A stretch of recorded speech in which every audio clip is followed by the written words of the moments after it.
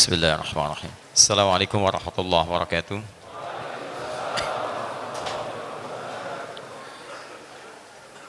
Alhamdulillahi wa kafa. Wassalatu wassalamu ala rasulillahil mustafa wa ala alihi wa sahbihi wa man wafa. Amma ba'd. Fa ya ibadallah, usi nafsi wa iyyakum bitaqwallahi faqad fazal muttaqun. Fala tamutunna illa wa antum muslimun. Faqala ta'ala: يا أيها الذين آمنوا اتقوا الله حق تقاته ولا تموتن إلا وأنتم مسلمون. وقال يا أيها الناس اتقوا ربكم الذي خلقكم من نفس واحدة وخلق منها زوجها وبث منهما رجالا كثيرا ونساء واتقوا الله الذي تساءلون به والأرحام إن الله كان عليكم رقيبا. Saudara-saudariku dan pemirsa Akhir TV dimanapun Anda berada, alhamdulillah malam ini telah masuk pada penanggalan 19 Rabiul Awal 1439 Hijrah. Kita mendapatkan kesempatan yang sungguh terbaik dari Allah Subhanahu wa taala, yaitu kesempatan untuk bisa terus meniti nilai-nilai ibadah kita, menutupi kekurangan kita, sehingga dengan bekal itu saat kita pada waktunya kembali kepada Allah, insya Allah sudah semakin lebih baik dalam pandangan Allah Subhanahu wa taala. Dan sampai tadi kita sudah awali jumpa kita di maghrib ini dengan menunaikan salat maghrib berjamaah, sunnah dari Al-Quran, bahkan dari hadis-hadis Nabi SAW, adalah kita mencoba berdoa kepada Allah Subhanahu wa taala dalam setiap amalan yang telah kita kerjakan. Semoga Allah Subhanahu wa taala berkenan menerima seluruh amalan kita sampai maghrib ini, terkhusus amalan salat maghrib beserta amalan-amalan sunnahnya. Teman-teman sekalian, jumpa kita malam ini cukup spesial, dan bahasan AQS Al-Quran Sunnah Solution pada malam ini juga menjadi istimewa, karena tidak sekedar membahas tentang topik yang juga terkait dengan materi kita, tapi lebih istimewa untuk malam ini dengan menghadirkan juga insya Allah tamu, sahabat dan saudara kita yang juga cukup istimewa.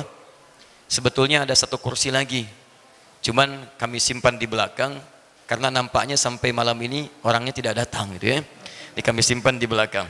Sama, beliau punya masalah dengan Abu, saya punya masalah dengan Abu, jadi abu-abu ya. Baik. Jadi setiap yang abu-abu itu tidak jelas. Karena itu kursinya kita taruh di belakang. Baik, kita yang hitam putih saja ya. Baik. Kami putih, antum hitam lah, jelas jadi begitu. Baik, sudah. Kita coba buka sedikit pelan-pelan. Kita ini teman-teman sekalian sedang dianugerahi oleh Allah Subhanahu wa taala di masa kini anugerah yang luar biasa. Itu tidak didapati barangkali dalam waktu yang singkat, butuh tenunan waktu bahkan bertahun-tahun. Apa anugerah itu?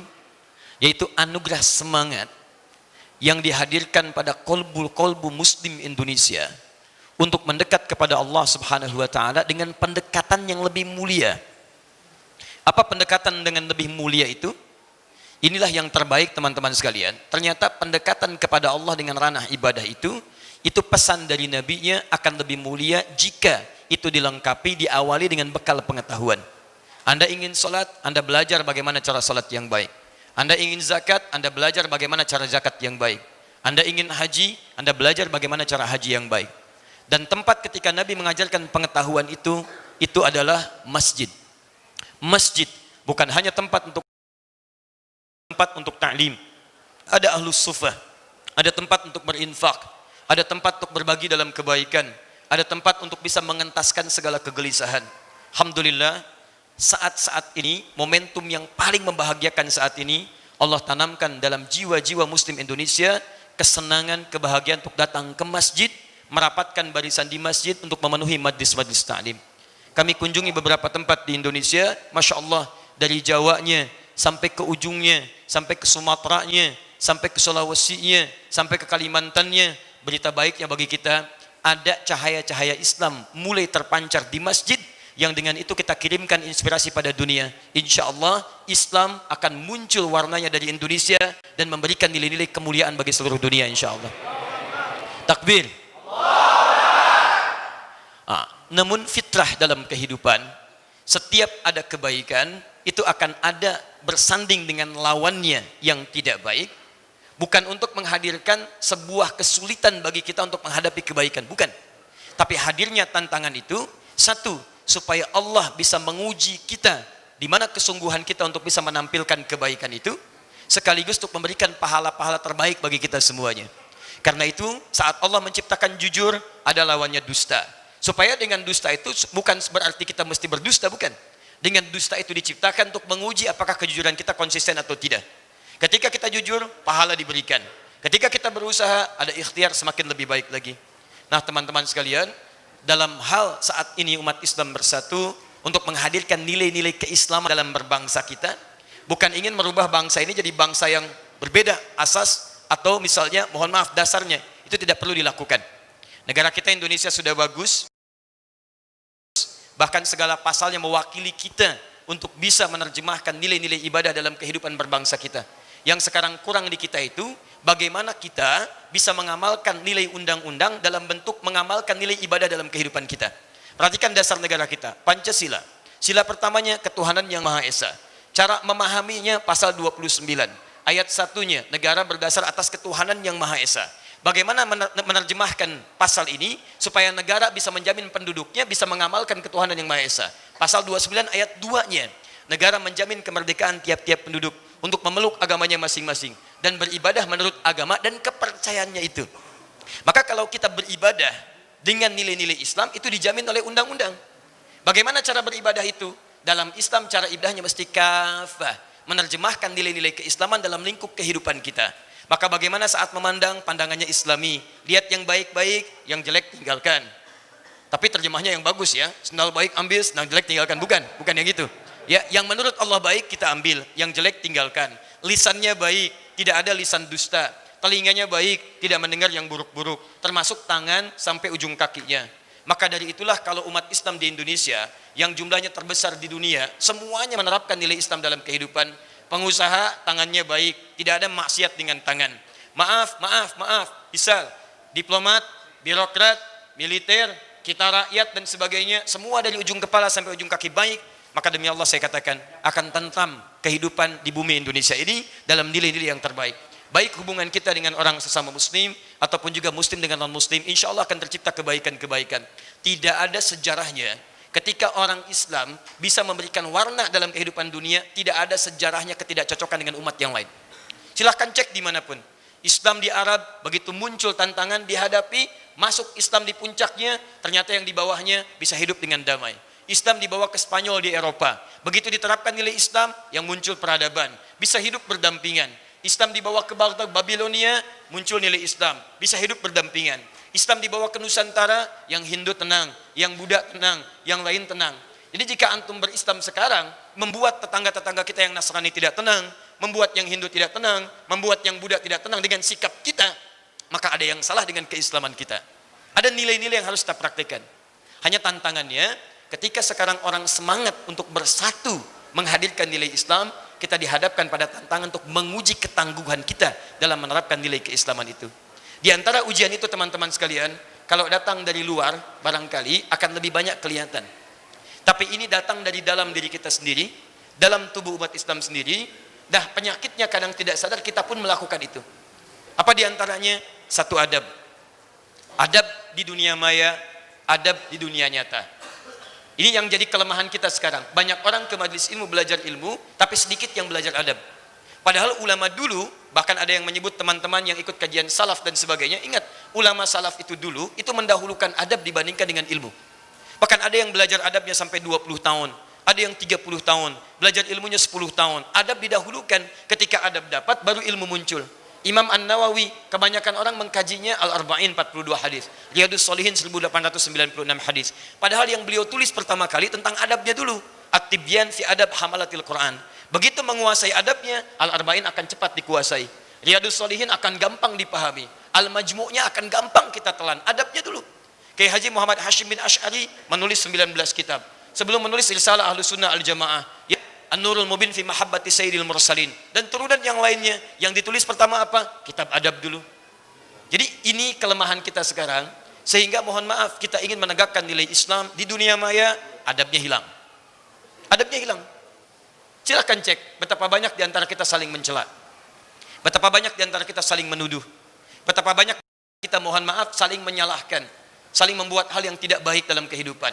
Padahal antum tahu ketika mengerjakan itu salah. Tapi kenapa bisa muncul? Ada sesuatu yang mesti kita kaji. Dan yang hebat teman-teman sekalian, dunia nyata pun tidak ingin ketinggalan. Hadir di lingkungan kita dalam nilai-nilai dunia nyata yang sekarang dihadapkan pada tantangan besar kepada kita. Inilah kemudian ada yang mengaku muslim, hadir di sekitaran kita, tapi tidak beradab bukan hanya dengan sesama makhluk, tapi bahkan adabnya kepada Allah Subhanahu wa taala tidak ditemukan. Karena itulah malam ini kita coba akan kupas teman-teman sekalian, wilayah-wilayah adab itu, bagaimana kemudian kita bisa menyikapinya. Dan berita hebatnya, alhamdulillah, saya sangat bersyukur kepada Allah Subhanahu wa taala, dalam 3 hari kebelakang ini Allah telah titipkan di lisan-lisan dan tulisan tangan orang ini hadis-hadis Nabi sallallahu alaihi wasallam dan nilai-nilai pengetahuan yang Allah tanamkan pada kita sebagai informasi besar bahwa kita menghadapi tantangan yang tidak mudah. Ada sesuatu yang kita bisa kaji malam ini, plus saya datangkan dengan kitabnya, dengan referensinya yang telah ditulis ratusan tahun yang lalu. Ternyata kita dapatkan sekarang nilai-nilainya, plus dengan tokoh-tokohnya, plus dengan data-datanya. Mudah-mudahan dengan semua itu kita bisa menyikapi dengan baik, dan nanti kita akan berbagi dengan Ustadz Felix. Tapi ingat, pembicaraan kita pembicaraan yang ilmiah. Ilmiah itu sifatnya ada argumentasi, ada data, ada hitamnya, ada putihnya. Yang abu-abu tidak kita bahas, ya. Baik. Alhamdulillah. Baik ya. Alhamdulillah. Celananya hitam, bajunya putih, ya. Baik. Yang hijau yang tidak jelas tidak kita angkat. Baik. Bismillah. Sesi untuk Ustadz Felix. Karena ini dunia maya, dunia nyata. Dalam dunia maya, ini beliau lebih eksis, ya. Bahkan kemarin di TV One followernya paling banyak, ya. Ini luar biasa lah, ya. Kalau saya barangkali banyak kekurangannya di situlah, ya. Baik. Jadi kalau saya berbagi belakangan saja. Saya makhluk dunia nyata, ini makhluk dunia maya, ya. Alhamdulillah. Baik. Dunia maya permainannya halus, dunia nyata langsung berhadapan. Jadi kalau Anda ingin mengenal makhluk halus, samping saya juga ada. Bismillah. Baik, langsung saja karena waktu kita ke Isya ada beberapa yang singkat. Saya langsung berikan mic saya insyaallah supaya saya tidak punya kesempatan untuk memotong beliau. Bismillah. Bismillahirrahmanirrahim. Assalamualaikum. Assalamualaikum warahmatullahi wabarakatuh. Alhamdulillahirabbil alamin. Wassalatu wassalamu ala asrofil anbiya'i wal mursalin wa ala alihi wa sahbihi ajma'in. Asyhadu an la ilaha illallah wa asyhadu anna Muhammadan abduhu la nabiyya ba'da. Wa qala Allah ta'ala fil kitabihil karim, a'udzu billahi minasyaitonir rajim. Bismillahirrahmanirrahim. Wa man ahsanu qala mimman da'a ilallah wa amila shalihan wa qala innani minal muslimin. Alhamdulillah, puji dan syukur senantiasa kita panjatkan kepada Allah Subhanahu wa taala, Rabb semesta alam, pencipta langit dan bumi, pencipta kita semuanya. Kepadanya lah kita menyembah, kepadanya lah senantiasa kita bersyukur, karena kepadanya pula kita akan dikembalikan pada satu saat yang tidak ada keraguan di dalamnya. Salat dan salam semoga tercurah dan terlimpahkan kepada baginda Nabi besar Muhammad sallallahu alaihi wasallam, manusia mulia insyaallah senantiasa kita teladani, senantiasa kita contohi setiap perbuatan-perbuatan maupun perkataan-perkataannya, dan kita memohon kepada Allah agar setiap yang beliau bawakan buat kita ini mampu kita tiru, mampu kita teladani, mampu kita contoh sampai dengan kita dijemput oleh Allah Subhanahu wa taala. Amin. Alhamdulillah ikhwani fillah dirahmati Allah. Tadi zuhur saya mendapatkan pesan singkat di WhatsApp saya. Lalu kemudian menyampaikan begini, Ustadz Adi Hidayat dari kemarin mencoba menelpon antum nggak bisa-bisa. Saya langsung mencelos kemudian jantung saya. Lalu saya mikir begini, Ustadz, ini saya kemarin salah ngomong apa gitu kan. Sampai kemudian saya dipanggil kemari. Karena memang alhamdulillah saya menerima banyak sekali nasihat daripada beliau, menerima banyak sekali ilmu daripada beliau. Alhamdulillah pada hari ini bisa berjumpa dan kemudian menimba nasihat itu lagi. Karena saya pikir saya salah apa ya semalam ya gitu kan, yang ngomong di ILC itu ya. Tapi alhamdulillah ternyata bukan itu gitu kan ya, yang menjadi permasalahan. Alhamdulillah saya juga bingung ya kalau seandainya tadi beliau ceritakan, dan kebetulan saya juga membaca beberapa tadi di media sosial. ada yang mengkritik beliau gitu ya, terus kemudian diajak debat gitu ya. Sorry Ustaz, saya harus menyampaikan satu hal, saya tuh sering ngomongin beliau ketika lagi beliau nggak ada Ustaz. Tapi insya Allah ngomonginnya yang baik gitu ya. Kita tuh kemarin ngomong begini, berani-berani ya ada orang mau mendebat Adi Hidayat ya. Lah kalau saya tuh mau debat ke Adi Hidayat itu ya,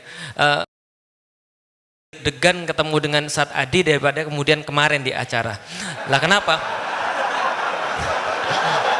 Karena kalau seandainya ketemu yang kemarin nggak ada masalah. Kalau misalnya debat sama Adi Hidayat itu ya, baik kita mulai acara debatnya. Beliau mungkin bilang, Assalamualaikum warahmatullahi wabarakatuh. Makasih Ustaz, saya sudah paham. Mohon maaf aja gitu. Enggak, jadi artinya alhamdulillah ya. Jadi memang ajaib, memang mungkin pengetahuannya luar biasa ya sehingga beliau kemudian berani kemudian untuk berdebat tadi. Tapi kita hargai bagaimanapun juga banyak orang yang mencari cara bagaimana caranya bisa lebih bagus daripada Ustaz Adi Hidayat. Dan itu adalah sesuatu yang baik di Indonesia insya Allah. Cari apa sebenarnya yang saya bisa lebih hebat daripada Ustaz Adi Hidayat. Kalau hafalannya kita pikir tidak usah diragukan ya, posisi dan sebagainya, walaupun saya juga mengatakan, loh emang saya nggak bisa, saya juga bisa. Katanya kanan atas itu Mikitarian, ya, tengah atas Lukaku, gitu ya jelas ya. Nah, tapi ternyata beliau juga tahu lebih banyak daripada saya soal bola gitu kan. Jadi saya juga mau nyerah. Akhirnya setelah saya cari-cari, ada satu hal yang insya Allah saya lebih tahu daripada beliau dan beliau nggak mungkin lebih tahu daripada saya. Apa itu? Rasanya babi gimana? Jadi gitu.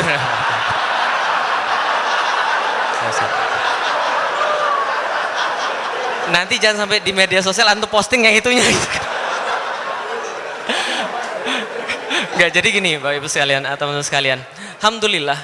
Jadi kita ini hidup di dalam dunia yang memang sekarang lebih banyak dunia mayanya ya. Dan saya sudah nulis dalam buku saya judulnya The Art of Dakwah, bahwa dalam buku The Art of Dakwah ini ada perubahan lanskap dakwah yang sangat besar, yaitu adalah bahwa dakwah ini mulai banyak sekali di media sosial, dan itu mulainya ketika tahun 2007 ketika teman-teman lebih banyak punya handphone, dan bahkan waktu itu pun tukang becak pun punya handphone, dan peningkatannya itu tinggi sekali. Jadi kalau bisa dibandingkan datanya pada tahun 2014 itu BPS mengeluarkan data bahwa tahun 2014 dan tahun 2015 prediksi mereka pengguna internet itu sudah 88 juta orang. Bisa difahami ya? Jadi 88 juta pengguna internet. Setelah kemudian diteliti pada tahun 2015 ternyata bukan 88 juta pengguna internet tapi 96 juta pengguna internet. Sekarang katanya roughly sekitar 100 sampai 115 juta pengguna internet di Indonesia. Yang menarik adalah teman-teman sekalian, setelah dilihat daripada data BPS tadi, ternyata di antara 100-an juta pengguna internet itu, ternyata 80% digital native. Digital native ini adalah orang-orang yang mereka lebih banyak hidup di media sosial dan sudah tidak lagi analog. Kalau saya, Ustadz Adi, itu lahir di zaman analog, tapi beraktivitas di dunia digital. Maka kita sebenarnya penjembatan antara dunia analog dan dunia digital. Tapi ada orang-orang yang sudah lahir di dunia analog nggak bisa beradaptasi dengan dunia digital. Ada pula orang-orang dunia digital yang tidak lagi tahu tentang dunia analog. Inilah namanya digital native. Ciri-cirinya dipublis oleh media, ciri-ciri digital native ini adalah satu, mereka lebih rela kehilangan kuping daripada kehilangan paket internet. Ini mereka. Jadi saking kemudian keterlibatan mereka dengan HP ini sangat tinggi sekali dengan gadget ini. Maka mereka lebih mementingkan paket internet daripada telinga mereka. Ini adalah kemudian dunia digital native. Nah, ternyata 80% daripada ratusan juta itu atau sekitar 80 juta orang di Indonesia itu beraktivitas di internet. Pertanyaannya, mereka beraktivitas di internet berapa lama? Di zaman saya, tahun 90-an, tahun 80-an, itu yang paling banyak media penyebaran adalah televisi. Maka orang-orang melihat televisi rata-rata 5 setengah jam per hari di zaman saya. Ciri-cirinya apa? Bapak-bapak yang lahir tahun 80-an, angkat tangan. Yang lahir tahun 80-an? Nggak ada. Atau lebih bawah daripada tahun 80-an, 75, 77 gitu. Siapa pembawa acara dunia dalam berita? Sudah pasti paham. Jadwal-jadwal TV biasanya kita apal. Itu yang nggak mungkin diapalkan pada orang-orang zaman sekarang. Kenapa? Dunianya beda. Kita nonton TV, mereka tidak. Ternyata zaman sekarang TV itu tidak banyak yang nonton. Mungkin sekitar 3,5 jam per hari. Dan ternyata banyaknya orang-orang menghabiskan di dunia media itu habisnya di internet sekitar 50 menit itu di dunia internet. Dan ternyata 90% atau lebih itu dihabiskan di media sosial. Bisa dipahami sampai di sini? Bahwa ada perubahan lanskap yang cukup besar pada dunia dakwah, bahwa aktivitas-aktivitas dakwah yang dulu ada di koran, dulu ada kemudian di televisi, kemudian sekarang masuk ke dalam dunia maya, media sosial, sebagai tempat penyebaran yang paling besar. Maka siapapun yang bisa eksis di dunia maya, maka dia memimpin apa yang terjadi di dunia nyata. Begitu Ustaz. Alhamdulillah gitu. Ini bukan apa-apa. Saya jadi grogi. Masyarakat nyata, masyarakat analog, prolog. Baik, jadi kita lanjutkan, alhamdulillah. Jadi ini adalah kemudian perubahan lanskap yang cukup besar. Nah sehingga banyaklah kemudian perdebatan-perdebatan itu sekarang dunia media sosial teman-teman sekalian. Nah perlu kita sampaikan sebenarnya teman-teman sekalian, apa sih kunci daripada semua ini? Kuncinya yang pengen saya sampaikan pada malam ini sebelum kita kemudian sholat isya adalah inti daripada dakwah teman-teman sekalian yang mengawali daripada adab, ilmu dan sebagainya yang saya pelajari dari beliau, saya pelajari daripada ustadz-ustadz yang sekarang insya Allah ikhlas berdakwah di Indonesia. Ini ada satu hal yang menjadi inti daripada dakwah. Andaikan kita berbicara tentang ukhuwah, maka inti daripada ukhuwah adalah mahabbah, saling cinta di antara kita. Tapi inti daripada dakwah adalah rahmah, adalah rasa cinta. Maka kemudian Rasulullah Shallallahu Alaihi Wasallam itu menyampaikan dalam salah satu hadisnya, la yu'minuna ahadukum hatta yuhibba li akhi ma yuhibbu li nafsih. Tidak beriman seseorang sempurna keimanannya sebelum dia mencintai bagi saudaranya apa yang dia cintai bagi dirinya sendiri. Coba kita lihat teman-teman sekalian. Antum nonton misalnya bioskop misalnya, satu film yang bagus. Abis nonton bioskop, kalau antum senang dengan bioskop tadi, filmnya, antum pasti akan sebarkan kemana-mana. Antum baru pulang dari satu restoran misalnya, habis makan satu makanan yang enak, antum pasti pengen ngajak orang yang paling antum cintai dalam hidup antum, betul kan ya? Kalau andanya yang jomblo-jomblo gitu kan ya, ini kan banyak yang jomblo, ingat ibunya gitu kan ya, mau ngajak ibunya makan hal yang sama. Kenapa? Karena dia mencintai ibunya. Begitu dia mendapatkan sesuatu yang baik untuk diri dia, dia pasti akan kepikiran pada seseorang yang dia cintai. Sama seperti seorang pengemban dakwah. Seorang pengemban dakwah yang melatari seluruhnya adalah cinta yang Allah berikan bagi dia. Karena Islam ini adalah agama cinta, maka Allah memulai Al-Quran ayat-ayatnya dengan kata-kata apa? Bismillahirrahmanirrahim. Dengan nama Allah yang Allah itu maha pengasih, semuanya dia kasih, semuanya dia beri dan maha penyayang. Dan sayangnya Allah itu diberikan pada orang-orang yang mukmin yang ketika dia mengucapkan dua kalimat syahadat, maka muncullah kemudian rasa cinta pada Allah, rasa cinta akan agama ini, dia menemukan Islam. Ya Allah, betapa tenangnya diri saya ketika sujud, mendapatkan Tuhan yang benar, mendapatkan yang disembah yang benar. Ya Allah, ternyata lengkap sekali ajaran Islam. Bagi diri saya manfaatnya seperti apa, bagi hidup saya manfaatnya seperti apa. Nggak akan ada masalah antum kalau antum menerapkan Islam. Saya pun merasa begitu. Ketika dia merasa Islam bermanfaat buat dia merasa Islam tuh keren buat dia merasa Islam tuh hebat buat dia pasti akan nyebarin pada orang lain. Nah maka ketika ada yang nanya pada saya, Ustaz, bagaimana caranya supaya kita ini tetap istiqomah dalam berdakwah? Karena mahasiswa ini kadang-kadang disibukkan dengan PR, disibukkan dengan tugas, disibukkan dengan ujian-ujian, disibukkan dengan tesis, disibukkan dengan skripsi dan sebagainya. Saya bilang sama dia, antum cinta nggak sama Islam? Antum cinta nggak dengan Allah dan Rasul? Kalau antum mencintai Islam, mencintai Allah dan Rasul, antum pasti akan mencintai manusia. Kalau antum mencintai manusia, antum mau apa yang antum rasakan itu dirasakan oleh semua manusia. Dari situ muncul orang berdakwah dari hati, karena dia cinta pada orang-orang. Nggak akan muncul dia menyalahkan orang lain dengan sedemikian mudah. Lah kenapa? Karena dia cinta. Contoh, pengantin baru, itu biasanya masih banyak rasa cintanya. Betul begitu? Kalau misalnya istrinya kesandung gitu kan ya, kemudian dibilang, sakit di mana dek? Ada yang perlu diperbaiki di mana? Ini jalannya memang parah ini. Masa kamu sampai tersandung? Itu pas masih ada banyak cinta. Tapi biasanya kalau sudah nggak ada cinta lagi, yang ada adalah menyalahkan, gitu kan ya? Istrinya kesandung, ngomongnya kayak tadi, bukan? Ngomongnya, makanya kalau jalan pakai mata, misalnya gitu. Lah dia mulai menyalahkan. Dia seneng ketika ada orang lain berbuat salah, karena dia bisa bilang, makanya kan kamu si bandel, dia mulai senang menyalahkan. Padahal orang dengan rasa cinta itu ketika dia berdakwah, dia menemukan orang lain berbuat salah, dia sedih, bahkan mau ngomong aja sulit. Kalau ini adalah nggak merupakan suatu kewajiban, maka ini adalah dasar daripada segala-galanya. Bagaimana adab itu bisa dibentuk? Karena rasa cinta. Kita mendapati orang yang lebih berilmu, kemudian kita tunduk karena ilmunya. Kita mendapati orang menyampaikan Islam, kita ambil kebaikan-kebaikannya. Kita hargai usahanya dalam menyampaikan kebaikan. Kita ambil apa yang bisa diambil daripada dia. Kita merasa nggak lebih baik daripada dia, karena bisa jadi walaupun kemudian penyampainya tidak sebagus yang kita punya, tapi karena niat yang diterima oleh Allah Subhanahu Wa Taala. Tapi bisa jadi karena kita lebih terkenal, bisa jadi kemudian kita lebih pintar, lantas kita kemudian sombong dengan kepintaran itu, lalu kemudian jatuh dengan kepintaran itu, jatuh dengan keterkenalan itu, lalu kemudian kita tidak dikenal di di sisi Allah Subhanahu wa taala. Kita berpikir begitu karena semua bagian daripada rasa cinta tadi. Ini adalah bagian daripada adab tadi. Nah, saya pikir itu yang pengen saya sampaikan secara singkat. Kalau misalnya teman-teman mau baca lebih banyak, tahun 2007 ketika saya mulai dakwah di media sosial, di Facebook itu saya nulis ada dua. Ya, waktu itu belum ada media sosial, sehingga saya tulis judulnya Etika Dakwah Dunia Maya. Itu ada dua, yang pertama adalah etika debat dan diskusi, yang kedua adalah etika posting dan bersikap. Jadi bagaimana sih ketika antum bersikap di dunia maya? Bagaimana ketika antum mau mendebat orang di dunia maya? Apakah setiap orang yang kemudian hadir antum tidak suka lalu antum harus debat? Enggak juga begitu. Apakah setiap orang yang enggak setuju sama antum harus kemudian debat agar semuanya sesuai dengan antum? Enggak juga begitu. Kadang-kadang ada waktunya di mana kita menjelaskan, ada waktunya di mana kita kemudian meninggalkan. Nah, kapan kemudian proses itu terjadi? Nah, itu kemudian saya tulis judulnya Etika Dakwah Dunia Maya 1 dan 2, tentang etika posting dan bersikap, dan satu lagi tentang etika debat dan diskusi. Nah, itu bisa dibaca di felixyao.com. Artikel sederhana saja, saya cuma merangkum beberapa dalil tentang kemudian diskusi dan debat, tentang posting dan bersikap yang disesuaikan dengan zaman now. Baik, terima kasih teman sekalian. Ini bisa saya sampaikan selaku Ustadz dunia maya, gitu kan ya. Selaku orang dunia maya dan goib, gitu kan ya. Insya Allah kita akan mendengarkan bareng-bareng dari Ustadz Adi yang insya Allah, masya Allah bagi saya Indonesia terusnya bersyukur, dan memang betul kita memang merasa bersyukur di Indonesia punya orang-orang yang ikhlas, dan kita dianugerahkan oleh Allah kesempatan yang belum diberikan saya pikir di tempat-tempat yang lain. Giroh yang sangat besar untuk bersatu, giroh yang sangat besar kemudian untuk bersemangat, lalu kemudian mereka mencari Islam, dan giroh-giroh inilah yang insya Allah akan kita jaga dan bagian daripada kebangkitan Islam. Wallahualam bishawab. Assalamualaikum warahmatullahi wabarakatuh.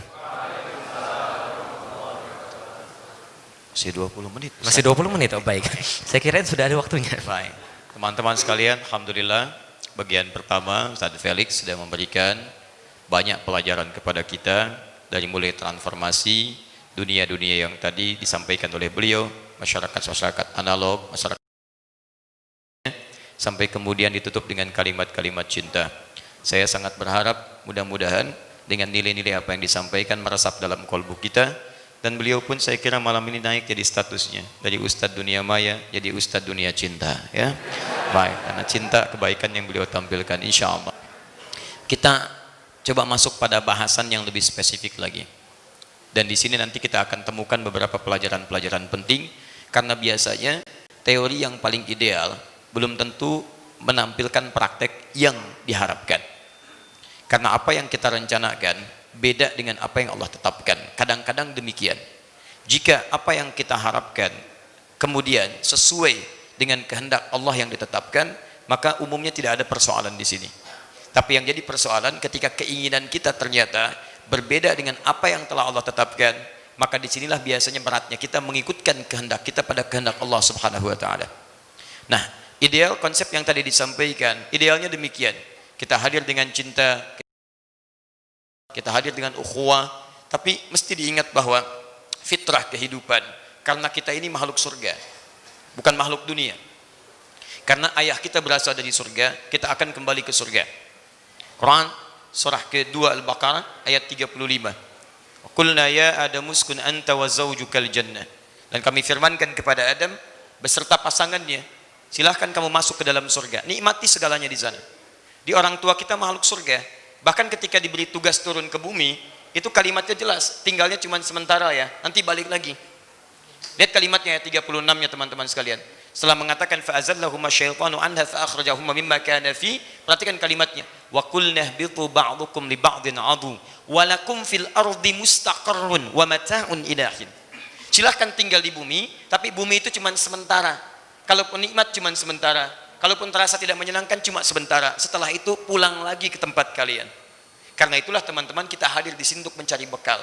Bekal itulah yang kemudian nilai frame-nya dibingkai oleh Allah dalam bentuk petunjuk, supaya ketika kita mencari bekal tidak salah kita mencari bekalnya. Petunjuknya disebut dengan hudan.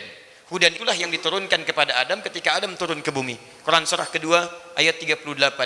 Lihat kalimatnya, qulna ihbitu minha jami'a fa imma ya'tiyannakum minni hudan. Silakan turun semua ke bumi. Kalau saat hidup di bumi nanti kami akan turunkan petunjuk hidup. Supaya dengan petunjuk itu saat diikuti, alla khaufun 'alaihim wa lahum yahzanun. Ikuti itu, saya jamin hidupnya tenang, hidupnya senang. Nah, teman-teman sekalian, semua berganti generasi, ganti nabi, ganti rasul, berdatangan generasi baru, petunjuk Allah tetap jadi rahmat untuk kita, tidak pernah ditiadakan. Sampai datangnya Nabi Muhammad SAW, tetap Allah berikan hudan. Nabi Musa diberikan hudan. Quran surah ke-17 ayat yang kedua. Wa ataina Musa al-kitaba wa ja'alnahu hudan li Bani Israil. Musa diberi kitab jadi hudan. Isa diberi kitab jadi hudan. Quran surah 19 ayat 31 sampai 33-nya. Teman-teman sekalian semua punya. Nabi Muhammad SAW diberikan hudan. Apa bentuknya? Quran surah kedua Al-Baqarah ayat 185. Paling kiri di pertengahan. Syahrul Ramadan alladzi unzila fihi al-Quran hudan. Hudan linnas. Di era Nabi Muhammad SAW sampai berakhirnya kehidupan manusia, maka hudannya berada dalam bentuk Al-Quran. Dalam Quran itulah dijelaskan prinsip kehidupan, penjelasan Al-Quran di lisan Nabi Muhammad SAW, penjelasan Al-Quran dan hadis Nabi tentang apa yang disampaikan Ustadz Felix tadi, ternyata keterangannya luar biasa. Semua tantangan-tantangan kehidupan yang dilakukan dengan penuh cinta akan menghadapi lawannya sebagai ujian seriusan bagi kita, sekaligus pemberian pahala. Kalau tidak ada lawannya, tidak mungkin sifat mahabbah bisa muncul dalam kehidupan. Contoh, saat Allah menciptakan sabar akan dibuat lawannya. Marah misalnya. Marah ini diciptakan bukan ingin menjadikan manusia pemarah, bukan. Tapi untuk bisa melatih kesungguhan manusia sehingga bisa menampilkan sabar dalam kehidupan. Sebab kalau tidak ada marah, sabar nggak akan muncul. Ini hujan nggak ada, angin tenang, nggak ada macam-macam. Tiba-tiba saya katakan pada Ustadz Felix, sabar ya, sabar gitu. Nggak ada macam-macam masalah. Antum pulang ke rumah, nggak ada masalah sama istri, hujan nggak ada, panas juga biasa, mohon maaf, kilat tidak ada, tiba-tiba bilang, mah sabar ya mah ya, sabar, Masya Allah. Istri Anda paling lihat kepada Anda, Pak, kenapa? Tidak ada, saya nggak sebut sehat lah, ya, agak berbeda di sini. Lihat teman-teman sekalian, jadi selalu ketika kita akan mengerjakan kebaikan, ada lawannya yang terlihat tidak baik. Saya menggunakan bahasa yang halus, terlihat tidak baik. Kenapa pasalnya dihadirkan? Untuk menguji supaya yang baik muncul, sekaligus pahala diberikan. Bukankah saat sabar ada pahala? Bukankah sabar yang mendekatkan Anda dengan Allah? Quran surah kedua Al-Baqarah ayat 154, paling kanan sebelah bawah. Innallaha ma'as sabirin. Dari ayat 153-nya, innallaha ma'as sabirin. Ya ayyuhalladzina amanu ista'inu bis-sabri was-shalah. Lihat, innallaha ma'as sabirin. Bukankah sabar yang mengantarkan ke surga? Bahkan kalimat malaikat yang menyambut Anda insya Allah di pintu surga, kalimat pertamanya kalimat sabar.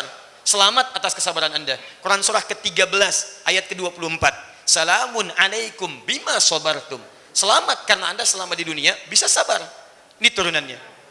Nah sekarang persoalannya, kita alhamdulillah dihadapkan pada persatuan, dihadapkan pada semangat, dihadapkan kemudian pada keinginan untuk menanamkan nilai-nilai Islam dalam kehidupan. Majlis-majlis sekarang penuh. Masjid-masjid bagus, dunia maya ada, dunia nyata juga hidup.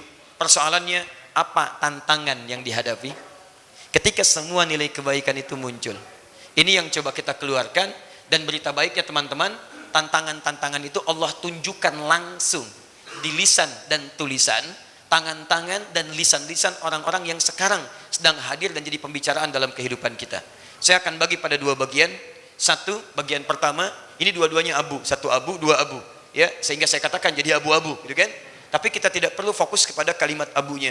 Yang paling penting bagi kita inti substansinya. Ingat, saya tidak pernah mengajarkan Anda untuk menggunjing orang dan mencela orang lain. Terutama nama. Anda kalau belajar dengan seks dan mencela orang lain, saya bersaksi di hadapan Allah, saya tidak pernah mengajarkan Anda. Yang saya ajarkan adalah merubah perilaku. Kalau ada perilaku yang tidak baik, itu yang kita rubah, bukan mencela orangnya. Karena itu saya koreksi sedikitnya, Ustaz Felix, saya tidak hobi berdebat. Saya tidak suka berdebat. Yang saya lakukan ketika ada sesuatu yang ingin saya pahami, ya kalau saya tidak bisa kunjungi, saya undang, datang. Terkhusus pada persoalan yang nggak bisa dibincangkan tanpa ada pertemuan. Jadi ada masalah yang memang harus ketemu, ada masalah yang tanpa ketemu pun selesai. Jadi kadang-kadang ketika masalah yang harus diselesaikan dengan pertemuan, dibincangkan pada sesuatu yang tidak ada wasilahnya, ya misal masalah dunia nyata dibincangkan di dunia maya, nggak akan nyambung. Dan bukan menghadirkan solusi, yang menghadirkan masalah yang berkembang luas. Karena itulah teman-teman, ketika biasanya ada persoalan-persoalan, saya lebih senang berdiskusi. Kemudian kita undang.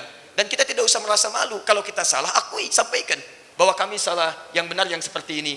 Jika kita benar, jangan menggurui dan tutup aibnya. Tidak usah diumbar keluar. Cukup sampaikan. Saya sering banyak bertemu, termasuk di majelis ini. Termasuk sekian ada ustaz yang pernah menyoal datang ke sini. Dan ketika datang, Ustaz, saya doakan antum. Masya Allah. Saya doakan antum dalam sujud antum. Alhamdulillah Ustaz, saya pun doakan antum dalam sujud antum. Tuh lihat, ketika bertemu, kita nggak pernah dengar kalimat itu. Silakan antum cek. Dan indahnya adalah, Ustaz, saya ingin berikan masukan. Silakan Ustaz, saya terima segala hal yang baik-baik. Begitu disampaikan, saya dengarkan. Setelah didengarkan, saya sampaikan, Ustaz, yang antum sampaikan itu informasi sebenarnya begini. Begitu menerima itu, oh seperti itu. Kalau itu tidak apa-apa. Anda bayangkan, ramai di dunia maya, tapi di dunia nyata tidak seperti itu. Akhirnya yang terjadi apa? Kami makan nasi goreng sama-sama. Kami ngobrol dengan yang lain sama-sama. Yang paling aneh begini, gurunya tenang-tenang saja, kok muridnya pada ribut. Aneh itu. Tapi yang hebat sekarang adalah keributan itu ditampilkan dengan soal yang sederhana, tapi ternyata itu informasi yang sangat berharga. Makanya saya undang orangnya, saya ingin ucapkan terima kasih. Kenapa? Bahkan saya berani mengatakan, saya berikan hadiah umrah. Bahkan saya akan langsung ajak orangnya menghadap Dubai Saudi. Saya katakan, orang ini telah berbuat baik kepada saya dengan izin Allah Subhanahu wa taala karena memberikan informasi tentang hadis Nabi yang saya pun tidak sedang memikirkannya. Tidak ada masalah ketika dia menyoal, kok beda ya beli kitabnya di tempat yang sama, kemudian jenisnya sama, tempatnya sama, keadaannya sama. Kok tidak ada ya di hadis Muslim? Masya Allah, itu kitab saya masih ingat belinya di mana, warnanya apa, tempatnya di mana, orangnya apa. Saya pakai baju apapun saya masih ingat pada saat itu. Bajunya batik, warnanya hitam, rolengnya ada emasnya. Teman saya Sandi, saya pakai topi warnanya, topi kayak koboi warnanya biru dongker. Kita berangkat sama-sama. Keretanya saya masih ingat kemana perginya, belakang Husainiyat. Orang yang belinya saya masih ingat. Posisi kitabnya sebelah pojok, rak yang kedua dari atas, pojoknya paling kiri. Masih ingat betul saya. Harganya kalau dikonversi 450.000. Cetakannya dari Darul Hadis. Ada sebuah halamannya, ada sebuahnya kita tunjukkan. Tapi yang paling menarik bukan itu poinnya. Yang paling menarik orang berdebat masalah nomornya. Yang itu pun sebetulnya saya ingin dengar. Anda baca nomor hadis itu seperti apa? Jangan-jangan Anda menyoal nomor hadis, Anda tidak pernah tahu bagaimana cara merumuskan nomor hadis. Silakan cek. Yang paling indah ketika menulis ini, Ustaz Adi salah memberikan statement hadis tentang salat tahiyatul masjid di hadis Muslim nomor hadis 259. Begitu saya buka hadis tentang larangan teman-teman sekalian, maaf, mencukur jenggot dan anjuran untuk memotong kumis. Tuh, Anda bayangkan. Ya, jadi kalau tidak pernah tahu tentang penomoran hadis bisa bahaya. Apalagi Al-Bukhari beda dengan cara membaca hadis Muslim. Nomornya bisa lain. Bisa lain teman-teman sekalian, itu ada penomoran. Coba silahkan cek, tanyakan pada yang bersangkutan. Dari mana tiba-tiba muncul nomor hadis? Padahal ketika dibuat itu tidak ada nomornya. Kosong nomornya. Siapa yang pertama kali menginisiasi? Muhammad Fuad Abdul Baqi. Bagaimana sistemnya? Seperti ini. Ada Tarkim Dauli, penomoran internasional. Sistemnya begini. Kalau bacanya begini, syarahnya begini, halamannya begini. Kalau satu nomor beda dengan nomor yang kedua, apakah dianggap salah? Belum tentu. Karena hadis bisa dibaca dengan makna. Pernah dengar hadis ini? Idza matal abdu, idza mata ibnu Adam, in qata'a sa'iru amali. Pernah dengar?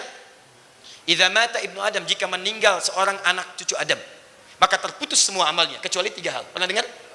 Silakan cari di hadis Muslim, enggak akan ditemukan lafaz ibnu Adam. Yang ada idza matal abdu atau idza matal insan. Insan, 9 lafaz di hadis Muslim. Tapi apakah salah disebutkan dengan idza matal abdu? Banyak yang menyebutkan. Ulama, pakar tafsir, pakar hadis. Salah enggak? Enggak.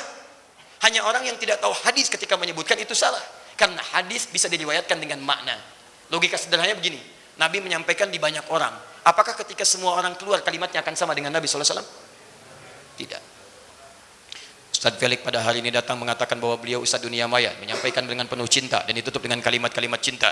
Ya, ada perbedaan dengan Ustaz Adi. Perbedaannya adalah cuman masalah makan daging babi, misal gitu kan? Misal saja, misal. Saya sampaikan seperti ini, Anda keluar lagi, ulang kalimat saya dengan serupa. Ustaz Felix, mic-nya masih ada, ulangi. Serius nih Ustaz. Sudah, hadisnya dhaif. Baik. Teman-teman sekalian. Baik. Alhamdulillah. Baik. Enggak apa-apa.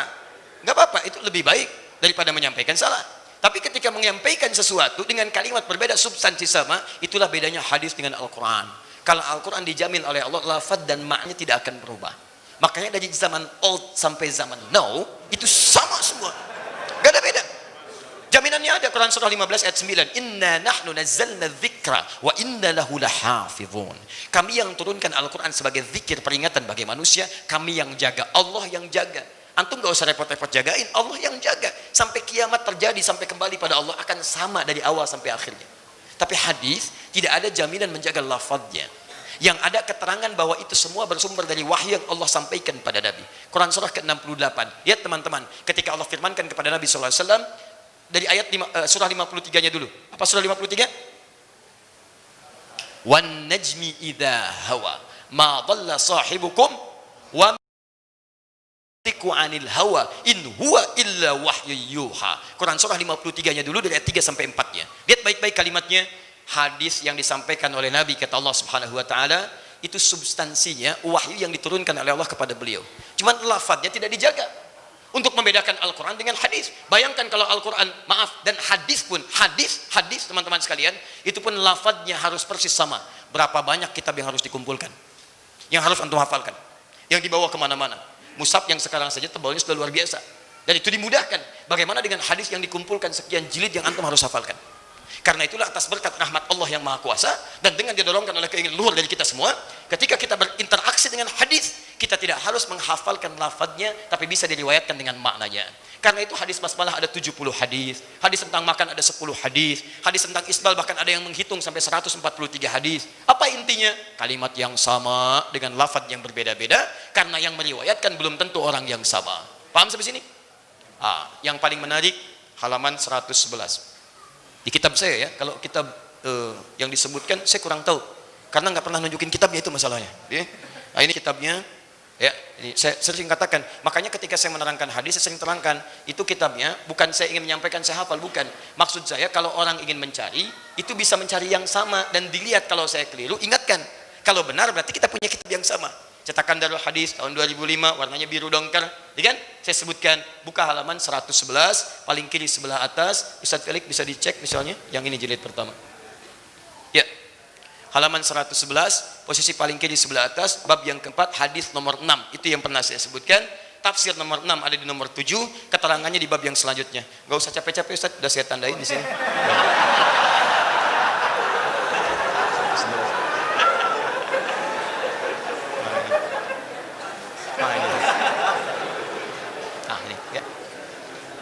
Bismillah. Bukan, memang tandanya tadi copot gitu ya. Baik, makanya beliau ulang kembali. Nah, itulah kurang lebih lah ya. Baik, teman-teman sekalian, perhatikan. Babun nahyi an akhdhi riwayati. Ada Ustaz babnya sebelah kiri, Masya Allah. Bab mengambil informasi. Riwayat. Awas. Informasi, riwayat, apalagi ajaran-ajaran agama. Awas, hati-hati. Anid du'afa, dari orang-orang yang dianggap lemah riwayatnya. Perhatikan baik-baik, saya langsung kepada ujung hadisnya saja. Itu yang berbicara tentang dahsyat sekali. Perhatikan ya, ini yang paling penting. Sayati fi akhir zamani, riwayat lain akhir ummati. Yang pertama di hadis nomor 6 yang mengatakan unasun. Siapa unas di situ? Nomor 7-nya, dajjaluna kadzabun. Akan datang di masa-masa akhir umatku para dajjal pendusta. Saya sering katakan pada Anda, kalau kalimat dajjal tanpa menggunakan sifatnya, kalau menggunakan masih berarti makhluknya. Masih dajjal itu masuk makhluknya yang menyerupai keadaan Nabi Isa alaihissalam. Tapi kalau dajjal saja itu diantara sifatnya. Apa diantara sifat dajjal? Dusta. Tapi dustanya bukan urusan dunia. Awas, hati-hati. Bukan masalah dagang berdusta. Kalau cuma dagang berdusta zaman jahiliyah sudah ada. Dan Nabi menyebutkannya bukan pada saat masa Nabi, tapi masa nanti setelah kehidupan Nabi SAW. Jadi kalau cuma dusta dalam urusan dunia, dusta, maaf ya, mengurangi timbangan, tidak jujur dalam usaha, itu orang jahiliyah sudah ada. Sudah ada. Makanya ketika ada pengusaha tidak jujur sekarang, dia telat. Dia sudah keduluan sama orang jahiliyah. Dia terlambat. Dan jangan bersaing sama orang jahiliyah, akan kalah. Pemabuk sekarang, mabuknya telat. Kalau ketemu orang mabuk sampaikan, mas telat. Keduluan sama orang jahiliyah. Dan jangan bersaing, gak akan menang. Gak akan menang. Kalau ada yang punya kedudukan sombong, katakan, Anda telat, sudah keduluan sama Fir'aun, sama Abu Jahal, Abu Lahab, dan Abu-Abu yang lainnya. Tuh. Abu tuh begitu, selalu punya masalah. Ya, sudahlah ya, sudahlah. Baik-baik ke sini, lihat fokus. Sudah, jangan mikirkan yang tidak-tidak. Ingat ya, pelajaran kita fokus. Sudah, baik. Siapa Dajjal ini? Ini hal yang paling penting. Saya langsung lihat, bacakan kitabnya. Khawatirnya nanti tidak dipercaya lagi, ya. Nah, sekarang perhatikan baik-baik. Bismillahirrahmanirrahim. Teman-teman sekalian, lihat baik-baik. Qala Abdullah, ini syarahnya. Inna syaitana la yatamatsalu fi suratir rajul fayatil qauma fayuhaddithuhum bil hadithi minal kadhib fayatafarraqun. Siapa Dajjal yang disebut oleh Nabi ini? Maksud sifat-sifat pendusta seperti Dajjal itu adalah kemunculan orang-orang yang tidak jelas. Datang di tengah masyarakat, membuat isu-isu di masyarakat sehingga terpecah masyarakat pada saat itu. Perhatikan, saat orang rame-rame menyoal beberapa hal, saya diberikan anugerah oleh Allah Subhanahu wa taala, terlihatnya seperti tidak menyenangkan, tapi sebetulnya itu informasi dari Allah Subhanahu wa taala. Akan muncul orang-orang yang gak jelas nih siapa sebetulnya. Di dunia maya gak kelihatan, dilacak gak ketemu, cari-cari gak ada. Muncul aja. Dan paling anehnya begini, perhatikan tuh baik-baik ya. Setiap kita berusaha untuk bersatu, menghadirkan nilai Islam dalam kebaikan, terlepas dari perbedaan yang ada, yang bisa didiskusikan. Diambil satu poin yang sama, nilai kebaikannya. Setiap kita ingin mewujudkan nilai kebaikan, selalu muncul tuh yang seperti itu. Dulu kita arahkan, ayo kita sama-sama tingkatkan keislaman, tampakkan nilai keislaman, tiba-tiba jreng, potongan video muncul. Terus, satu tugasnya itu. Begitu sudah muncul, yang lain nyerang. 1, 2, 3, 4, 5, 6, muncul. Muncul istilah tahdzir. Tahdzir, ditulis buku, Manhaj Tahdzir Kelas Eksekutif. Itu masih ya, punya pengetahuan, punya macam-macam. Yang sekarang agak repot, naik kelas juga enggak. Yang dulu kelas eksekutif, yang sekarang naik kelas juga enggak. Makanya saya bikin bukunya agak repot kalau seperti itu. Tapi poinnya sama. Begitu video ini dicari, hilang. Yang berbahaya adalah ketika yang menyoal itu menggunakan dalil-dalil itu yang dimasalah. Saya urutkan ini siapa sebetulnya. Tapi yang paling menarik jawabannya ada pada hadis Nabi SAW. Saya menerangkan tentang sesuatu, itu kan momennya tentang persatuan. Saya ajak ayo bersatu, belajar ke ustadz ini, belajar ke ustadz ini, belajar ke ustadz ini. Mendekati momen persatuan, apa yang terjadi? Tiba-tiba jreng, muncul video baru. Selalu begitu. Dan yang dipotong itu yang paling aneh. Motong video bisa dipotong. Orang motong kue, dia motong video. Adi Hidayat mengkafirkan orang menyebut maulud. Demi Allah saya katakan, wah itu dusta luar biasa. Berdusta atas nama agama. Antum yang lihat video seutuhnya, antum tidak akan pernah menyimpulkan seperti itu. Paling aneh begini, yang paling aneh. Orang yang hadir di majlis ilmu seluruhnya yang datang, yang menyimak dari awal, tidak ada persoalan. Mau bel bunyi, mau tidak ada persoalan. Yang paling aneh, tidak pernah datang ke kajian, tidak melihat video secara utuh, tiba-tiba motong video disebarkan dan menyebarkan isu. Anda tahu apa yang terjadi? Hadis ini benar. Ketika itu disimpulkan, Allahu Akbar, muncullah orang begini. Sampai di Kuningan ada satu desa hampir berselisih karena potongan video yang ditampilkan itu. Bagaimana menganalisis itu semua sampai pada kesimpulan hadis Nabi apakah diakui atau tidak? Karena kata Abu yang lain itu 200 tahun setelah Nabi meninggal. Bagaimana kita menjadikan, awas enggak, kita jangan mengolok-olok orang, kita harus menjawab secara ilmiah sehingga kalimat-kalimatnya kita jadikan abu dalam kehidupan dan kita tinggalkan dalam kehidupan. Nanti saya bawakan kitab yang lain dan kitab ini akan membuat kita kaget teman-teman sekalian karena ternyata itu sudah disiapkan di masa lalu. Bagaimana keadaannya kita akan sambungkan setelah menunaikan sholat isya berjamaah. Diinformasikan bahwa majelis kami dan masjid kami di sini Al-Ihsan, kami coba untuk bisa menghadirkan nuansa keilmuan dengan izin Allah Subhanahu wa taala dan dengan warna yang tidak ada masalah. Sepanjang frame-nya ada dari Al-Qur'an, dari sunnah, kita coba tampilkan. Dari golongan-golongan manapun misalnya mau berdiskusi, kita coba sampaikan. Jadi kalau misalnya kemarin ada ustadz ini, kemarin ada dari Kanada, ada dari Maroko, ada dari yang lain, sepanjang ada frame Al-Quran dan Sunnah, kita coba ambil. Kalau dari situ ada sepakat, kita amal. Dengar sebagai pendapat. Mendengar itu kadang lebih penting dibandingkan kita mencela orang tanpa mendengar hujahnya. Jadi biasakan kita biasa mendengar, karena Allah titipkan 2 telinga kepada kita dan 1 mulut. Supaya telinga ini bisa lebih banyak mendengar, bisa lebih mencerna dengan baik, sehingga lisan punya pertimbangan ketika akan menyampaikan apapun. Nah, ini kadang-kadang adab dalam kehidupan ini sulit dicerna bagi sementara orang. Lisannya lebih duluan keluar dibandingkan dengan pencernaannya. Kita akan teruskan, masih bersama kita semua, dan dengan Ustadz Felix juga, Ustadz Dunia Mata, Ustadz Dunia Maya, ya kan? Ustadz Nyata, Ustadz Halus, ya. Baik. Kita kembalikan teman-teman sekalian pada konsep kita tadi. Ya, baik. Alhamdulillah, berarti materi ini penting. Begitu penting dari sana, ya, gitu ya. Nah, itu kode namanya. Baik, teman-teman, kita kembalikan bahwa saat kita ingin menjadi baik, terlebih menerapkan nilai Islam dalam kebaikan itu. Jadi saya pernah sampaikan, baik itu di Quran dibagi 5 bagian. Ada Tayyib, Quran surah 2 ayat 168. Ada Khair, Quran surah ketiga ayat 110. Ada Ma'ruf, Quran surah ketiga ayat 104. Ada Ihsan, misalnya di diambil di Quran, misal surah ke-17 ayat 23, surah ke-46 ayat ke-15, ada juga salih, gabungan dari keempatnya, Quran surah ke-7 ayat 189. Nah, ada kebaikan yang belum tentu diisi dengan nilai Islam. Belum tentu itu. Kita menemukan non-muslim baik, ada. Non-muslim berbagi, kan?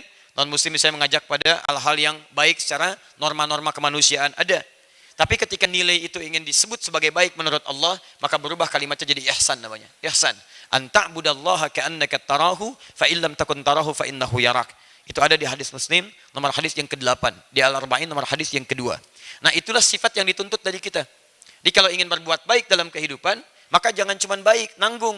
Kalau cuma baik, non-muslim juga bisa baik. Nilai kebaikan itu mesti diisi dengan nilai ibadah, nilai-nilai keislaman kita. Jadi kalau Anda jadi pegawai muslim yang baik. Tampilkan nilai Islam dalam kepegawaian Anda. Anda boleh silakan jadi dosen yang baik. Tapi ingat, ketika Anda ingin menampilkan nilai Islam dalam kebaikan itu, maka fitrahnya Anda akan menghadapi ujian-ujian kehidupan. Salah satunya adalah, di masa-masa yang akan datang, kata Nabi. Nabi bicara 15 abad lalu. Menunjukkan di akhir-akhir masa umatku, kata Nabi SAW, di antara tantangannya akan muncul. Ini tadi kita sebutkan, orang-orang pendusta yang tidak dikenal wujudnya. Sulit. Tiba-tiba muncul. Dia masuk kepada satu komunitas. Kemudian tiba-tiba komunitas itu saling berselisih, saling terpecah belah dan sebagainya. Alhamdulillah, belakangan ini hadis itu diingatkan kembali kepada kita semua dan kita mengucap syukur pada Allah Subhanahu wa taala untuk berhati-hati. Apa gambarannya? Saya teliti sedikit demi sedikit. Setiap kita ingin menanamkan nilai keislaman dengan baik, selalu muncul anonim-anonim di dunia maya. Nyerang habis. 1, 2, 3, 4. 2-3 hari ke belakang, saya sebetulnya tidak pernah mengomentari yang demikian. Tapi saya coba masuk ke dalamnya, hanya ingin tahu saja. Begitu kita masuk ke dalamnya, keluarlah kemudian akun-akun itu. Alhamdulillah, saya katakan syukur padamu ya Allah. Begitu kita masuk, ternyata muncul nama-nama akunnya. Ini daerah-daerah ini begini, ini begini, ini begini. Ini namanya. Ini anugerah terbesar dari Allah Subhanahu wa taala. Kenapa? Karena ketika Anda menemukan akun-akun demikian, dan tokoh-tokoh munculnya, itulah yang ditampakkan oleh Allah Subhanahu wa taala. Hadisnya muncul di tulisan tangannya, kalimatnya muncul di lisannya, dan muncul pula nama-nama yang adanya. Tapi saya tidak berkepentingan untuk menyebarkan nama-nama dimaksud, tapi hanya memberikan gambaran. Jika Anda menemukan akun di dunia maya seperti itu, tiba-tiba ketika ingin bersatu nyerang umat, nyerang begini dan sebagainya, maka itulah yang dimaksud oleh hadis Nabi SAW. Itu bukan dimaksud golongan-golongan sesuai dengan Al-Quran, Sunnah, bukan. Bukan yang disebut dengan macam-macam, misal Salafi, bukan. Karena Salafi tidak seperti itu. Salafi tidak seperti itu. Mustahil Salafi ingin kemudian menghancurkan nilai keislamannya sendiri. Mustahil Salafi memecah belah umat, bukan. Sejak mulai dakwah salaf muncul kemudian bahkan sampai di Indonesia misalnya. Salaf itu bukan kelompok, bukan golongan. Nilai-nilai keislaman yang ingin mengembalikan pada tuntunan Al-Quran, Sunnah, nilai-nilai kebaikan. Sepanjang ukurannya Al-Quran, Sunnah, pernyataan para ulama, dia salaf. Dalam golongan saleh. Tapi yang seperti ini bukan. Disebut Wahabi juga bukan. Saya tinggal di negeri Wahabi, saya tinggal di Mekah, kami tinggal di Masjid, ketemu dengan syekh-syekh yang lain. Kita belajar pada syekh misalnya Afifi, yang pernah ada di Madinah, kita belajar pada Syekh Sultan, kita belajar pada Syekh Faiz, kita mengambil tafsir dari Syekh Faiz, gak ada masalah, biasa saja. Ini sebetulnya siapa? Gak jelas ini, Wahabi bukan, Salafi bukan, dan sebagainya. Dan paling bahaya ketika itu muncul, memberikan kemudian aib pada guru-gurunya yang lain. Jadi yang tidak berkaitan dengan dia pun dibawa-bawa juga. Apa salahnya Ustadz ini sampai digunjingkan? Yang salah itu tiba-tiba yang digunjingkan yang lainnya. Nah ini teman-teman sekalian ini yang sangat berbahaya. Kalau Anda menemukan akun-akun seperti itu, jangan buang-buang energi, cukup tinggalkan saja. Kaidahnya ada di Quran surah keempat ayat 140, paling kiri sebelah bawah. Wa qad nazzala 'alaikum fil kitab. Kalau Anda baca ayat ini, kalimatnya tegas dan telah tetap ketentuan dalam Al-Qur'an.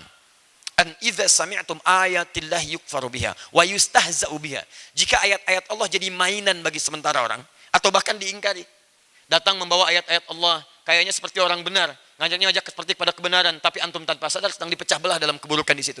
Kata Quran, kalau ada yang seperti itu, main-main dengan ayat, main-main dengan dalil, maka kalimatnya adalah fala taqudu ma'hum, jangan sertai mereka. Antum jangan mencela perbuatan tercela karena sudah tercela. Mencela perbuatan tercela, buang-buang waktu. Buang-buang waktu. Sama seperti antum ingin menepuk abu, enggak ada. Enggak akan kena karena sudah jadi abu. Ya, abu mengambang, abu diam itu ada. Nanti abu mengambang di akhirat, ada. Itu ada di Quran surah ke-25 ayat 23. Wa qadimna ila ma 'amilu min amalin faj'alnahu haba'an manthura. Kalau ada orang berbuat baik tapi tanpa iman di dunia, di akhirat kami jadikan abu-abu yang berterbangan. Ya. Di dunia abunya nggak bisa terbang, di akhirat terbang nanti. Wah, kita lihat itu. Tapi nggak ada nilainya. tapi tidak ada nilainya. Nah, jadi kalau Anda menemukan yang seperti itu, nasihat saya, ya jalin hubungan baik dengan siapapun. Ya tidak usah antum melihat ada kebaikannya, ukurannya Al-Quran, ukuran sunnah, diskusikan. Sepakat, ambil. Tidak sepakat, tinggalkan. Tapi jangan dicela. Dari manapun itu. Saya sering katakan pada antum, ambil. Kalau ada ustadz ini, ambil ilmunya. Ustadz ini, ambil ilmunya. Tidak sepakat, tinggalkan. Ada yang baik dari Ustadz Felix, ambil. Yang tidak baik, tinggalkan. Yang baik banyak. Ada cinta tadi, kan? Ada dakwah tadi, ada kebaikan. Yang tidak baik, beliau pun sudah tinggalkan. Masa antum mau ambil? Babi tadi, beliau sudah tinggalkan. Masa antum mau ambil? Ya sudah, yang tidak baik tinggalkan, selesai. Pemikiran tidak sama, tinggalkan. Tapi tidak harus menjadikan perbedaan, membuat kita tidak bisa berteman dan tidak bisa minum teh bersama. Duduk aja, minum sama-sama, sampaikan kebaikan, enak, nyaman. Dan kadang-kadang ketika ketemu sesuatu yang kurang pada kita, kita akui. Kurang pada orang lain, jangan diumbar. Tutup aibnya, cukup sampaikan kebaikan-kebaikan. Apa antum kira orang-orang datang ke sini kemudian, misalnya berdiskusi dalam kebaikan dan sebagainya, pulang dari sini punya keadaan yang tidak biasa? Tidak, kita biasa saja. Tadi saya katakan makan nasi goreng dan sebagainya. Nanti kalau antum mau berkisah, satu saat kita bisa bicara tentang perkembangan dakwah di Indonesia. Kita undang ustadz-ustadznya. Saya sering katakan begini teman-teman, kenapa sih ustadz yang ditahdir dengan yang nahdir gak duduk sama-sama? Ayo mau gak? Kita undang Ustadz Abdul Somad, kita undang Buya Yahya, kita undang Ustadz Umar Mita, kita undang Ustadz Ahmad Farid Uqbah, kita undang Ustadz Bakhtiar Nasir, Haji Bakhtiar Nasir, kita undang yang lainnya. Berani gak duduk bareng, terus antum yang nahdir duduk juga? Ayo kita bicara, antum maunya apa? Ayo, kalau bisa kita ketemu, itu lebih bagus. Oh daripada ribut, yang kasihan kan umatnya. Umatnya nggak ngerti. Kok kenapa sih pada begini, ustadz begini, ustadz begitu. Jadi bingung, orang mau belajar jadi bingung. Yang lebih hebat lagi ditertawakan oleh orang lain. Tuh lihat orang Islam. Siapa perannya? Yang tadi, dajjaluna kadzabun. Orang ini yang punya peran. Paham ya? Nah, sekarang yang kedua, kita akan bahas faktor yang kedua. Apakah benar hadis 200 tahun setelah Nabi baru ada? Ini abu yang kedua. Kita akan lihat. Bismillah. Ustaz? Bismillahirrahmanirrahim. Teman-teman sekalian, saya mulai dari aspek sejarahnya dulu. Dan ini kita nggak sembarangan, kita belajar secara ilmiah. Jadi nanti kalau di soal, kita duduk diskusi. Saya lagi diskusi ya, diskusi. Kita belajar, materinya ada, bahkan saya langsung belajar dari profesornya, kitabnya saya bawakan langsung, dan alhamdulillahnya Allah berikan kesempatan belajar di satu tempat, ini hikmahnya. Dulu saya ingin sekali ke Madinah, bahkan belajar dari guru-guru Madinah sebelum kami berangkat keluar.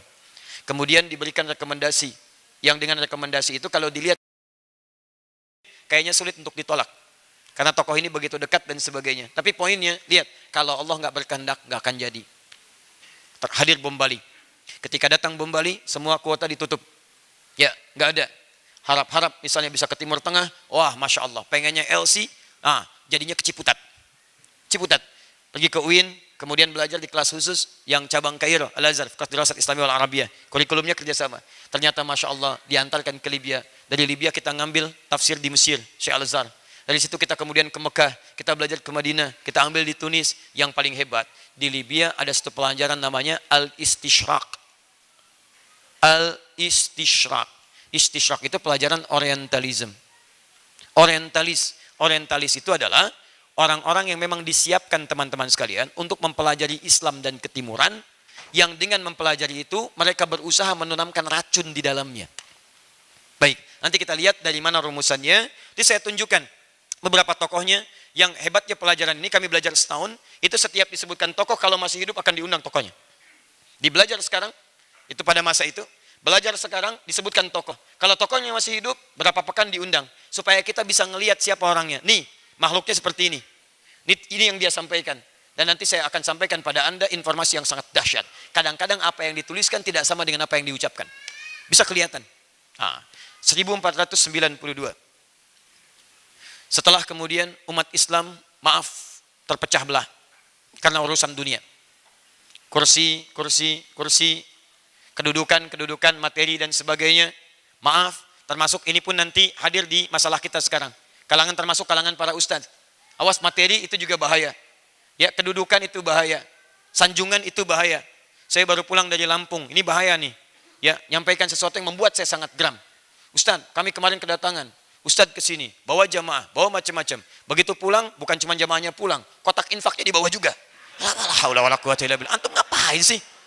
Datang ke situ, Ustaz dibawa sendiri, bawa sendiri, kotak infak dibawa dan sebagainya. Sampai muncul isyarat yang tidak menyenangkan, ada ibarat-ibarat yang tidak lucu. Ini kalau ini masuk ke situ, beduknya hilang. Kalau ini masuk ke situ, sendalnya hilang. Masuk ke situ, masjidnya hilang. Sekarang kalau masjid ke situ bukan cuma masjidnya, kotaknya ikut hilang. Ini kan tidak lucu teman-teman sekalian. Apa yang mau dicari? Nah, 1492 setelah keemasan Islam di Spanyol itu ada persoalan dengan materi-materi tadi, jadi melemah kemudian, maka bersatulah Raja Ferdinand dengan Ratu Isabella, keduanya kemudian melakukan kongsi bersama-sama bagaimana menghancurkan nilai-nilai kekuasaan Islam pada saat itu.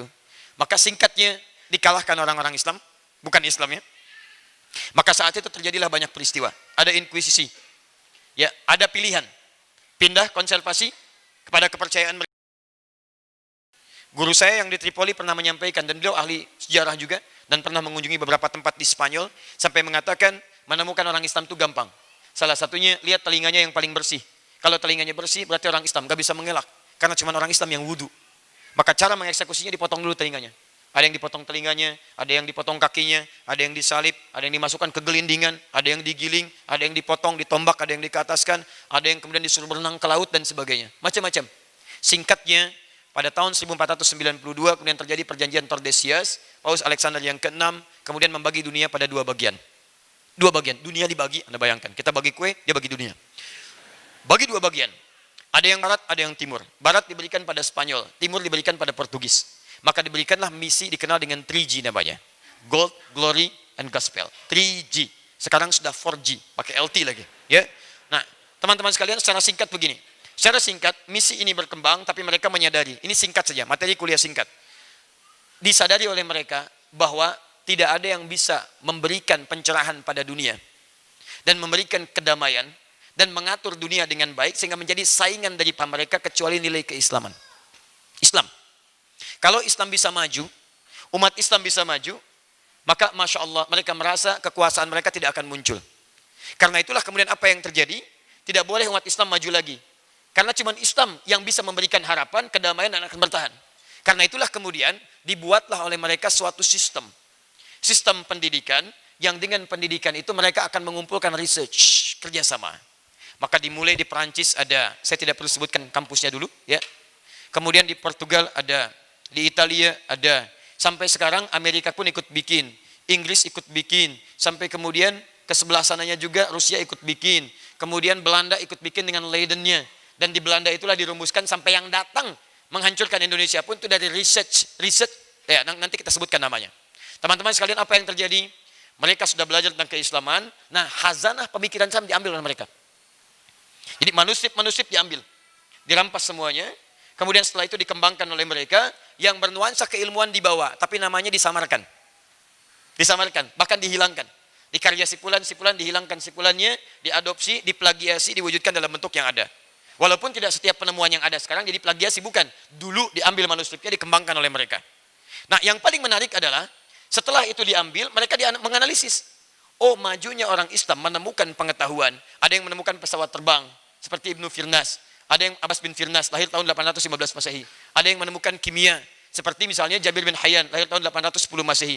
Ada yang menemukan teori relativitas setelahnya, seperti Ibnu Sina, ketika mengkaji misalnya surah Al-Ma'arij dengan surah As-Sajdah ayat yang kelima. Mereka amati itu semua. Ketika diamati, mereka berkesimpulan bahwa mustahil, kalau ini bisa berkembang lagi, kecuali kita bisa analisis sumber-sumbernya. Apa sumbernya? Al-Quran, Sunnah. Karena ketika menemukan itu, berasal dari Quran. Ketika menemukan itu, berasal dari motivasi sunnah. Akhirnya apa yang mereka rumuskan? Mesti ada satu perhimpunan yang anggotanya fokus mengkaji Al-Quran dan sunnah. Pahami itu semua. Kalau bisa kemudian cari kelemahannya, cari celah-celahnya, cari ayat-ayat yang bisa dipersoalkan. Begitu kemudian Anda temukan, rumuskan semuanya itu. Jadi ada yang fokus di bidang Quran, ada yang fokus di bidang hadis. Ketika mereka menemukan itu, cari kesalahan dari gramatikalnya, dari sisi sejarahnya, dari macam-macamnya. Kemudian cari lagi di hadis, cari kesalahannya, cari urutannya sampai ditemukan dan jadi pegangan bagi generasi setelahnya. Perhimpunan inilah kemudian yang disebut dengan orientalis istishraq. Kajiannya disebut dengan orientalism. Tokohnya banyak. Dan itu teman-teman sekalian, kalau belajar mereka serius.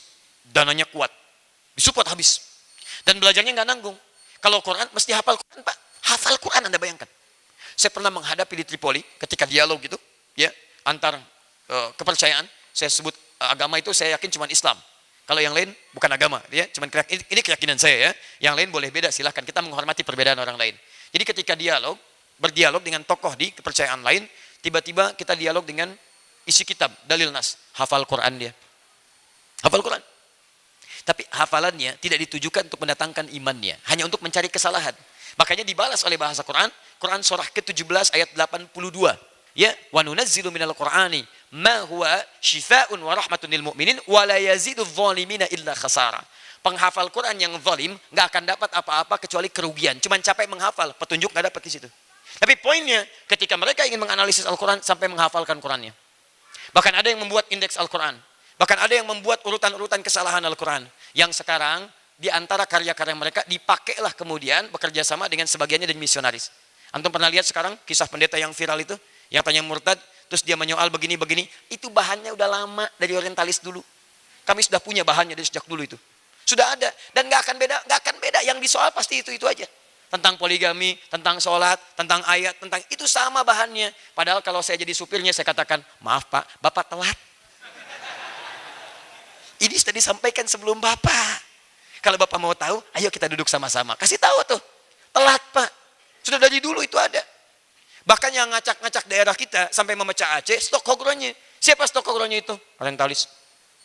Dia nggak bawa senjata. Dia bawa kitab Pak. Bawa kitab, bahkan aku muslim ke Mekah. Haji, ikut haji Pak. Ikut haji Bu. Stok hogronya. Ikut haji.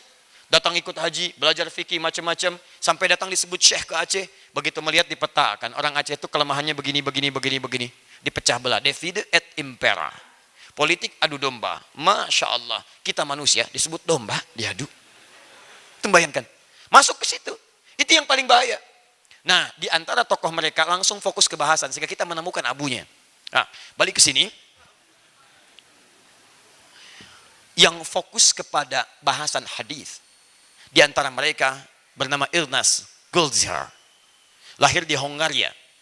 Lahirnya 24 menit sebelum Isya. Isya 19.14, dia lahir 18.50. 18.50. Isya kan 19.14, ya? Itu cara ngapalin paling gampang. Ya, kapan itu terjadi? 24 menit sebelum Isya. Isya 19.14, dia lahir 22 Juni 18.50 di Hongaria.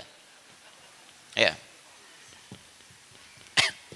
Kapan perang di Ponorogo terjadi? 25 menit setelah maghrib. 18.25, gitu kan? Sampai 18.30. Misal, gitu kan? Kapan antum lahir? Maghrib aja belum Ustaz, Masya Allah misalnya. Tayyib. Ini tokohnya, Ignaz Goldziher. Orang ini, teman-teman sekalian, orang yang meletakkan pertama kali kaidah-kaidah racun dalam hadis. Dia kumpulkan hadis, terus dia beri kesimpulan. Kesimpulan pertama, bagaimana mengacaukan pemahaman orang Islam terhadap hadis, sampaikan pada mereka dengan satu persoalan logika. Logika pertamanya, hadis itu baru disusun dikumpulkan 200 tahun setelah wafatnya Nabi SAW. Silakan baca tulisannya Dr. Ugi Sugiharto. Beliau bahas juga salah satunya di situ. Kiai Haji Allahyarham Ali Mustafa Yaqub dengan kitabnya. Ya, kemudian beliau menulis buku dalam ilmu hadis dan seorang ulama hadis Indonesia insyaallah. Taib, itu pernyataan pertama yang muncul, hadis itu baru dikumpulkan 200 tahun setelah Nabi wafat, sehingga logikanya secara logika bagaimana bisa menyampaikan yang 200 tahun sudah nggak ada. Jadi bagi orang-orang yang mengandalkan logika itu logis. Wah, 200 tahun toh, itu dikarang-karang aja. Bagaimana bisa menghafal yang 200 tahun? Itu cuma karangan. Itu disampaikan oleh Ignaz Goldziher. Saking pentingnya ini, saking kagetnya, anak ikut nangis tuh. Tuh, saking sedihnya, itu luar biasa. Memang orang ini luar biasa. Kacau orang ini. Ya. Untung mic-nya hidup gitu kan. Gak apa-apa. Jadi teman-teman sekalian, fokus yang paling penting adalah, sebetulnya ketika kalimat-kalimat ini muncul, nanti ada banyak kalimat-kalimat. Kalau Anda temukan, itu telat. Orang sekarang tuh orang pada telat. Ya, tapi Ignaz ini dia kuat. Dia hafalan hadisnya banyak. Kemudian dia kajiannya banyak. Sampai dia merumuskan racun yang pertama seperti tadi. Jadi kalau orang itu terbagi 4 bagian orang dulu. Sekarang ada yang kelima. Orang dulu itu ada yang orang tahu bahwa dia tahu. Rajulun yadri annahu yadri. Yang kedua orang tahu bahwa dia tidak tahu. Ya, rajulun. Yang ketiga orang tidak tahu bahwa dia tahu. Rajulun la yadri annahu yadri. Itu mesti. Yang keempat, ada orang tidak tahu bahwa dia tidak tahu. Yang keempat ini orang bodoh tidak tahu bahwa dia bodoh. Bukan, itu orang dulu. Orang sekarang ada yang kelima. Orang bodoh tidak tahu dia bodoh dan ngajak orang lain bodoh. Itu yang bahaya. Jadi kalau yang dulu menyoal hadis, dia hafal hadis. Orang sekarang nyoal hadis, baca hadis saja nggak bisa. Itu masalahnya. Nah, bagaimana persoalan kita bisa menjawabnya? Pernyataan pertama, hadis itu baru dikumpulkan, dikodifikasikan, dihimpun 200 tahun setelah wafatnya Nabi. Maka dia sampaikan tuduhan, ini baru dibuat-buat belakangan. Belum tentu Nabi menyampaikannya. Baik, apakah setiap masa yang telah berlalu menunjukkan eksistensinya tidak ada? Nah, ini sedikit agak berat nih ya. Apakah setiap masa yang sudah berlalu, kemudian muncul sesuatu, menunjukkan eksistensi ini tidak diakui? Nabi wafat 200 tahun setelahnya, tiba-tiba ada hadis. Apakah langsung kita tolak hadisnya? Dengan alasan karena bedanya 200 tahun. Kalau logika ini dipakai, maka kita katakan, Mas Abu, Anda pun tidak kami akui sebagai manusia. Karena Anda lahir setelah Nabi Adam wafat ribuan tahun yang lalu. Logika yang sama. Logika yang sama. Sama. Oh tidak. Saya ada kok nasabnya. Ada nasabnya. Nasabnya siapa? Ke zaman Nabi Muhammad saya. Ana bin misalnya umat Muhammad SAW. Ya Muhammad bin Abdullah, bin Abdul Muttalib, bin Hashim, bin Abdul Manaf, bin Qusay, bin Murrah, bin Kilab, bin Ka'ab, bin Raid. Dan seterusnya sampai Nabi Adam AS. Ketemu. Begitu sampai ketemu, maka kita jawab, hadis pun seperti itu. Dia punya nasabnya. Dia punya urutannya. Dia punya jalurnya. Dia punya transmisinya. Ke orang disebut nasab, ke hadis disebut dengan sanad. Sanad. Hebatnya ulama kita, dari sejak zaman Nabi SAW, zaman para sahabat, sudah diduga. Makanya, mohon maaf, akan ada persoalan-persoalan menyangkut itu. Karena itulah para ulama membuat kitab-kitab yang ketat untuk merumuskan tentang jalur sanad. Sampai Imam Muslim membuat satu kitab khusus, bab khusus tentang persoalan sanad. Halaman 119, jilid pertama, paling kiri sebelah atas.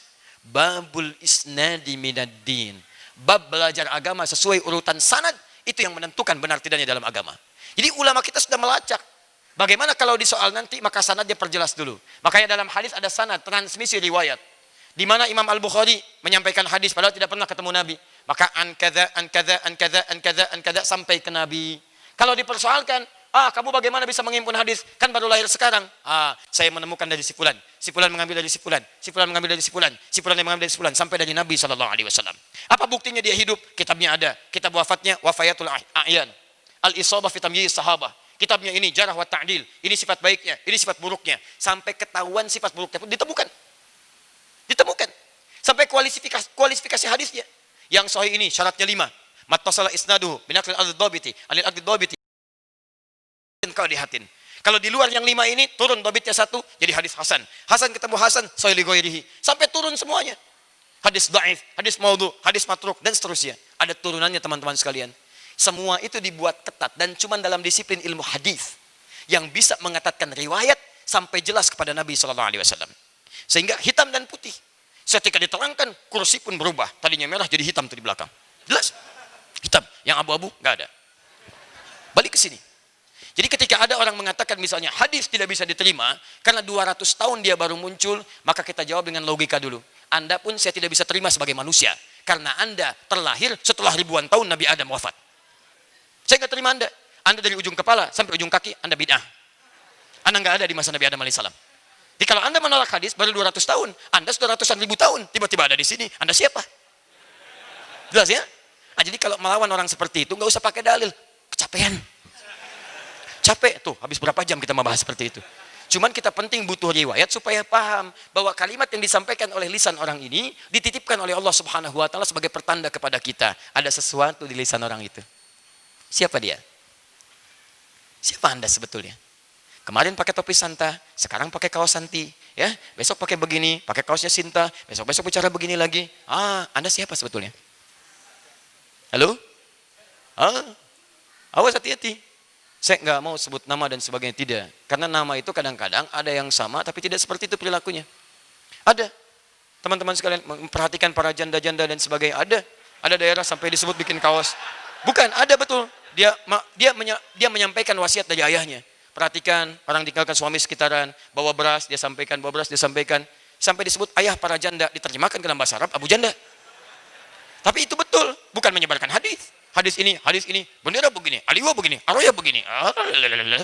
Gak sama. Balik sini, udah coret. Kita tidak menyebut nama, kita menafsirkan nama. Ya. Oh, jelas ya? Jadi teman-teman sekalian, turunannya, saudara-saudaranya itu kayak liberal, sekuler, plural, itu saudaranya semua. Saudara semua nyambung, runtutan akhirnya itu ke sini. Ke sini runtutan akhirnya. Saya sudah lumayan agak sedikit kenyang bertemu dengan orang-orang demikian, tapi tokoh-tokohnya langsung. Ya, ini kami menemukan dengan Jamal Al-Banna, bicara begini, saya ketemu orangnya langsung. Wah, pendapat Jamal Al-Banna, tokoh begini, hafal hadis. Demi Allah saya ketemu langsung dalam satu seminar. Kita ngobrol. Ya, ini dahsyat ya. Begitu berpaling dari Al-Quran, maka Quran pun tidak ridho diucapkan dalam lidahnya. Tadinya hafal Quran. Paham banyak hadis. Orang tuanya ahli hadis. Tapi tiba-tiba hilang. Muncul di barat. Pulang dari barat, tiba-tiba berubah. Bicara begini diundang ke Libya. Begitu diundang, mengucap Qul huwallahu ahad, terbolak-balik ayatnya. Ketika bertemu kemudian, terpisah dari rombongan baru berkata, kalau masih bisa konsisten dalam kebaikan, jangan coba-coba masuk ke ranah ini. Karena kalau sudah masuk, sulit keluarnya. Kalimat yang kami dengar sendiri, langsung ada keterangan dan sebagainya. Maksudnya langsung sampai dengan keterangannya. Jadi teman-teman sekalian, sama. Jalurnya ke sini ujung-ujungnya. Korelasinya sama. Itu tantangan kita. Antum gak usah marah, karena itu tantangan dunia. Jangan marah. Kita tertantang dengan itu semua. Artinya antum mesti pintar, mesti belajar. Jangan mencela. Kalau mencela antum kalah. Dia belajar bahasa kita, kita saja belajar bahasa dia. Dia belajar pemikiran kita belajar pemikiran dia. Bikin antum kelas pemikiran, bikin kelas orientalis, pelajari mereka siapa. Sehingga dengan itu antum melawan dengan ilmiah. Dia ilmiah, antum ilmiah. Masa dia pakai ilmiah, antum pakai otak? Maksudnya marah-marah dan sebagainya, antum pakai emosi? Kan gak nyambung. Dia pakai ilmiah, antum pakai lisan, antum pakai celaan, antum yang kalah. Tidak, lawan dengan kebaikan lagi. Dan jangan cari pertentangan yang kontraproduktif, tidak. Tulisan, balas dengan tulisan. Ilmiah dengan ilmiah lagi. Data dengan data lagi. Data dengan data lagi. Data kurang, sampaikan.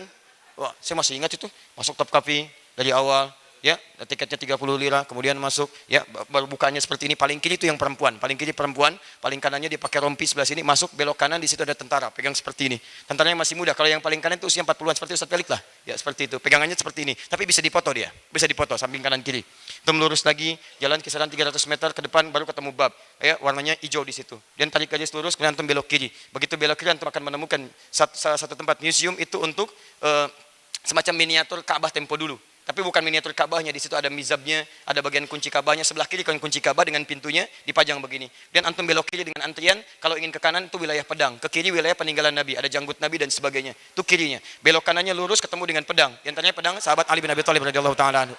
Betul saja. Ya, lurus sedikit pedang Nabi Muhammad sallallahu alaihi wasallam. Di depannya langsung itu bajunya Sayyidah Fatimah radhiyallahu taala anha yang warnanya krem pada saat itu, abu-abu, terlihat seperti baju yang luar biasa, masih ada sampai saat ini. Saya katakan pada situ teman-teman sekalian, perhatikanlah kesederhanaan menghadirkan cinta yang sangat abadi. Tidak ada yang paling fakir pada saat itu di antara keluarga Nabi kecuali keluarga sahabat Ali bin Abi Thalib dan Fatimah Az-Zahra radhiyallahu taala anhuma. Saya sangat mencintainya, mencintai ahli bait dan sebagainya. Itu masya Allah teman-teman sekalian. Satu kali pernah Hasan itu pingsan karena nggak ada makanan. Fatimah radhiyallahu taala anha sampai minta tolong, gak ada makanan, anak saya tolong. Saat itulah mendengar kemudian Nabi mendapatkan hadiah 5 ekor kambing. Saat mendengar itulah Fatimah datang kepada Nabi SAW dengan niat meminta bagian itu, dan Nabi tahu keadaan itu. Sebelum bicara Nabi mengatakan begini, pilih mana, apakah engkau ingin mendapatkan 5 kalimat yang diajarkan oleh Jibril kepadamu sekarang, atau ingin memilih makanan yang aku akan berikan pada sini kepadamu. Perhatikan jawaban Fatimah radhiyallahu taala anha. Kalau bukan tarbiyah Nabi yang sangat indah, mustahil keluar jawaban seperti ini. Saya memilih kalimat dari Jibril alaihissalam. Butuh makanan, yang dipilih kalimat Jibril. Ketika diajarkan kalimat itu, masya Allah, kenyang al-hasan, nyaman kehidupan. Perhatikan, yang sangat terbatas, yang sangat sederhana, yang luar biasa tabah dalam kehidupan, tiba-tiba pakaiannya sampai sekarang masih ada, utuh. Hei antum yang mencari kehidupan dunia. Hei yang pakainya selalu gonta-ganti. Hei yang lemarinya bahkan penuh dengan pakaian yang tidak terpakai. Saya katakan pada anda, berapa abad pakaian anda bisa abadi sampai generasi yang akan datang? Silahkan cek. 10 tahun aja nggak bisa dipakai. Pakaian anda yang dulu, anda yang usia 20 tahun. Coba lihat pakaian anda yang saat 1 tahun. Pakai lagi sekarang.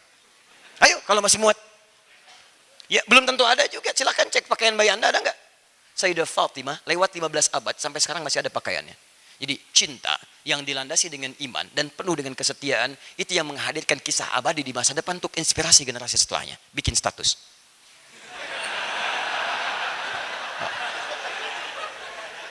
Lurus, turun tangga, tangganya jumlahnya ada 7, belok kiri, kemudian belok kiri antum menemukan tangga lagi kanan dengan kiri. Kalau kiri antum keluar, langsung melewati bagian tapi antum bisa foto-foto ada bendera Turki di depannya. Belok kanan lurus ke situ antum menghadapan Selat Bosporus, kemudian antum bisa turun tangga, tangganya jumlahnya 19, turun ke bawah, ada hotel sebelah kiri, ada toiletnya masuk sebelah ujung, paling ujung. Pelayannya agak gemuk sedikit ya. Nah di situ. Kurang lebih demikian. Tapi tidak, saya sepakat dengan Ustaz Felix. Saya tidak menemukan bendera yang dimaksudkan oleh Pak Abu. Saya masih detil. Sudah. Kita kembali ke sini. Jadi ini persoalan dia. Jadi kita berhadapan dengan agen-agen orientalis kontemporer. Kontemporer sekarang ini. Ya kalau istilah tadi zaman now gitu kan. Jadi ini persoalan kita. Tapi kita nggak boleh menyalahkan. Soalnya kamu begini kan hujat habis-habisan, bukan. Masa antum kerjaan cuma menghujat aja. Kita tuh umat terbaik, kuntum khairu ummah. Datang orang bawa ilmu, antum belajar pakai ilmu. Saya bersyukur ada Miumi, ada kelas insis, ada pemiran di situ, ada Gus Fahmi, ya Zarkashi, ada di situ Ustaz-Ustaz yang lain, Ustaz Adian Husaini konsentrasi di bidang itu. Antum belajar ke situ. Ambil ke Kalibata, ambil kelasnya. Temukan, belajar ke sana, ke insis, masuk, ikuti pelajarannya. Dan mereka menganalisis semua poin yang pernah disoal oleh para orientalis. Kalau antum ingin tahu, poinnya ada semua. Ini nih, biasanya munculnya nyerangnya lewat ini. Dan mereka nggak kreatif, teman-teman. Tidak kreatif, karena setiap masa persoalannya itu aja. Kalau antum pelajari, mudah menjawabnya. Kadang-kadang nggak usah pakai ayat.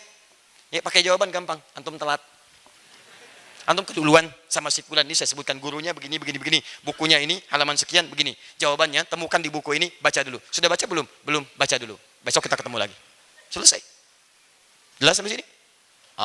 Tapi biasanya kalau uangnya habis, orang hilang. Ya. Itu mereka musiman. Musim itu kan musim rambutan ada, jeruk nggak ada. Musim jeruk ada, rambutan nggak ada. Ini juga musiman. Kalau musimnya ada, datang. Musim nggak ada. Ya. Persis kayak relawan, nikah ada semua, banjir nggak ada. Teman-teman sekalian, nah itu gambaran kita pada saat ini, apa yang kita sampaikan. Jadi biasa saja menyikapi dinamika dalam kehidupan, itu biasa. Gak usah berlebihan. Ya, saya juga begitu. Saya sarankan pada Anda yang belajar dengan kami, gak usah marah-marah. Kalau gurunya disoal, wajar ada rasa sayang, rasa cinta, tapi jangan ditumpahkan dengan kalimat celaan. Kita tunjukkan bahwa kita itu beda. Tunjukkan dengan adab yang baik. Disoal oleh misalnya golongan tertentu, kita tunjukkan dengan kebaikan. Dilihat kita di sifat ini, tunjukkan yang baiknya lagi. Dibilang kita intoleran, tunjukkan toleransi yang baiknya. Dibilang begini, sampaikan kebaikannya. Sepanjang hubungan berbangsa dan bernegara, saya katakan hari ini, termasuk kami sampaikan pada saudara-saudari kami sebangsa setanah air, yang barangkali akan merayakan satu ibadah dalam agamanya setiap Desember bagi umat Kristiani, yang barangkali akan merayakan Natalnya. Saya memohon maaf, adi hidayat sebesar-besarnya, kalau belum mampu mengucapkan selamat kepada hari raya ibadah Anda, karena memang dalam kepercayaan kami tidak mampu mengucapkan itu. Tapi bukan berarti itu semua menjadikan kami tidak harus saling berbagi dalam kebaikan masalah urusan berbangsa dan bernegara. Insya Allah kami hadir bersama Anda semua dalam urusan kemanusiaan. Jika ada yang dibutuhkan, kami tampil insya Allah. Ada hal yang dibutuhkan, kami berbagi. Ada kasih sayang kami berikan, tapi kami minta maaf sebesar-besarnya dalam tanggal 25 Desember, karena ini kaitan dengan perayaan ibadah, kami tidak bisa mengucapkan ucapan selamat. Tapi urusan tentang kehidupan berbangsa bernegara, kita adalah tetangga yang baik, kita berbagi dalam kebaikan, seperti Rasul kami mengajarkan insya Allah. Dengan demikian, insya Allah kehidupan kita juga bisa baik. Jadi kalau nanti ada urusan apa-apa, ada teman-teman, seperti saya sampaikan di Jakarta tadi, antum punya tetangga non-muslim, maaf, Kristen, Hindu, Buddha, macam-macam sekitaran kita, urusan dunia, bagi. Di kantor ketemu, bagi. Punya kelebihan, traktir. Ya, dan ucapkan kalimat tauhid. Tumben traktirnya hari ini, alhamdulillah, bukan karena tumben, Allah perintahkan saya untuk berbagi. Sebutkan kalimat Allahnya. Besoknya, begitu belum berbagi, dia muncul lagi. Allah nggak perintahkan hari ini? Oh, Masya Allah. Luar biasa.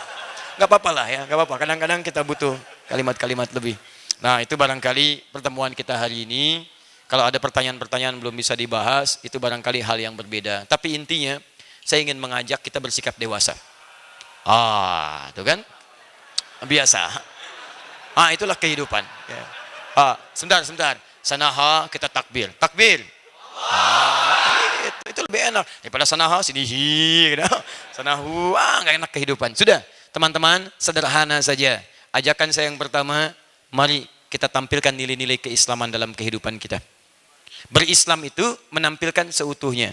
Lisannya Islami, tangannya Islami, kakinya Islami. Apapun profesi Anda, saya Adi Hidayat menyarankan, mari kita bantu kehidupan berbangsa ini. Bangsa kita mesti maju. Bangsa kita mesti punya peran di dunia. Jangan diatur oleh peran bangsa lain, negara lain dan sebagainya. Kita mesti mandiri. Kita mesti berdikari. Kita mesti tampilkan nilai kekuatan kita. Dan di bangsa kita ini, saham terbesarnya itu umat Islam. Saham dari populasinya, umat Islam paling banyak. Saham dalam kemerdekaannya, umat Islam paling berdarah-darah. Semuanya kita akui, yang lain punya peran. Tapi kita juga harus punya peran lebih untuk membangun bangsa ini. Karena itu, mohon maaf, kalau kehidupan berbangsa diisi oleh orang-orang yang tidak berakhlak, tidak beradab, dan orang-orang tidak punya pengetahuan, maka bangsa itu akan berkembang. Maka saya ajak antum semua, ayo belajar setinggi-tingginya. Cari profesi yang terbaik, tunjukkan nilai keislaman, dan isi setiap lini kehidupan. Cuman ingat betul, setiap Anda akan menerapkan nilai keislaman dalam kehidupan, disitulah makhluk-makhluk ini akan muncul. Karena memang diciptakan untuk menguji kesungguhan kita, bukan kita untuk mencelaknya. Untuk menguji kesungguhan kita dalam mewujudkan itu. Maka siaplah, kalau cuma di masjid nggak akan disoal. Nanti Islam dibawa ke dunia perekonomian, bikin, baru antum akan disoal. Islam di masjid nggak akan disoal. Begitu dibawa ke ranah politik, antum akan dihujat habis-habisan. Islam di sini nggak akan disoal. Begitu dibawa ke dunia misalnya akademik, itu akan disoal. Karena mereka paham kalau nilai Islam hadir dalam kehidupan, maka disitulah kemudian nilai kedamaian dan ketentraman akan tiba, dan mereka tidak ingin kehilangan pengaruh-pengaruh dalam kehidupan dunianya. Kita nggak ada masalah. Yang kita pikirkan bekal terbaik menuju Allah Subhanahu wa Ta'ala. Baik, terakhir, teman-teman duat dimanapun Anda berada, teman-teman dai, para ustadz, mari kita bersatu dalam kebaikan-kebaikan. Boleh kita tidak sepakat dalam beberapa hal, tapi jangan sampai ketidaksepakatan itu menjadikan perselisihan-perselisihan sehingga menghadirkan ketegangan di antara umat, di antara jemaah-jemaah kita yang seharusnya kita jaga ketentramannya. Yang kedua, mari kita mengadakan frame kembali pada Al-Quran dan Sunnah Nabi SAW. Jika itu ukurannya, maka semua kemuliaan akan kita dapatkan dalam kebaikan. Bari, teman-teman, kita biasakan yang terbaik, hadirkan yang terbaik, dan insya Allah kita akan mulai syiarnya, memasyarakatkan Quran dengan syiar tanggal 17 Desember, ya, tahun 2017, tanggal 26 Rabiul Awal, 1439 Hijrah, bertempat di Masjid Istiqlal. Saya mengundang semuanya, ayo kita hidupkan. Istiqlal, merdeka. Kita harus merdeka dari kebodohan, merdeka dari keterbelakangan, merdeka dari segala keburukan. Bagaimana caranya untuk umat Islam kembali pada Al-Quran? Di situ insya Allah terkonfirmasi akan ada para penghafal Quran. Saya dari Lampung, yang perempuan cilik, ya, Sakibah akan datang.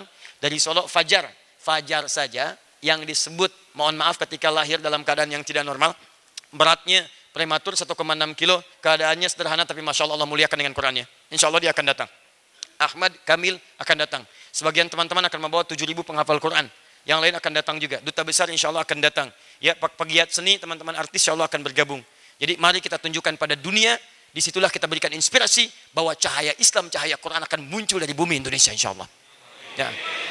Dan di situ Anda akan dicatat di dalam satu kitab yang akan ditampilkan di hari kiamat. Apakah Anda akan ambil bagian dari momentum itu atau tidak? Dan di situ akan diajarkan kita kembali ke Quran, terangkan isi Quran, dan menghafal Quran insya Allah dalam 30 hari.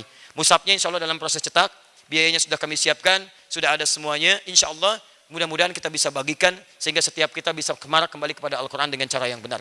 Itu barangkali yang bisa kita tampilkan, teman-teman sekalian. Saya berikan kepada Ustadz Felix untuk memberikan kesimpulan, ya, dari apa yang beliau tadi sampaikan, dan pesan-pesan mungkin yang akan disampaikan. Dari situ kemudian kita coba tutup dengan kalimat-kalimat terbaik insya Allah.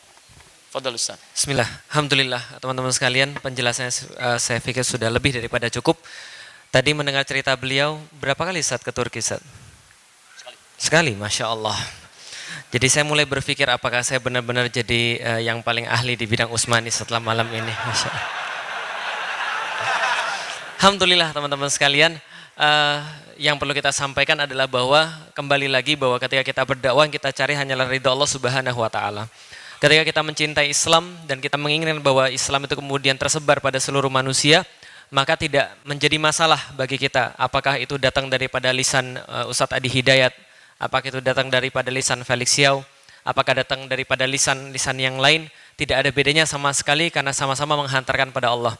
Tapi kalau seandainya di antara kita kemudian merasa ada sesuatu, merasa ada yang tidak beres ketika, kenapa bukan saya yang menyampaikan? Kenapa harus orang lain yang menyampaikan?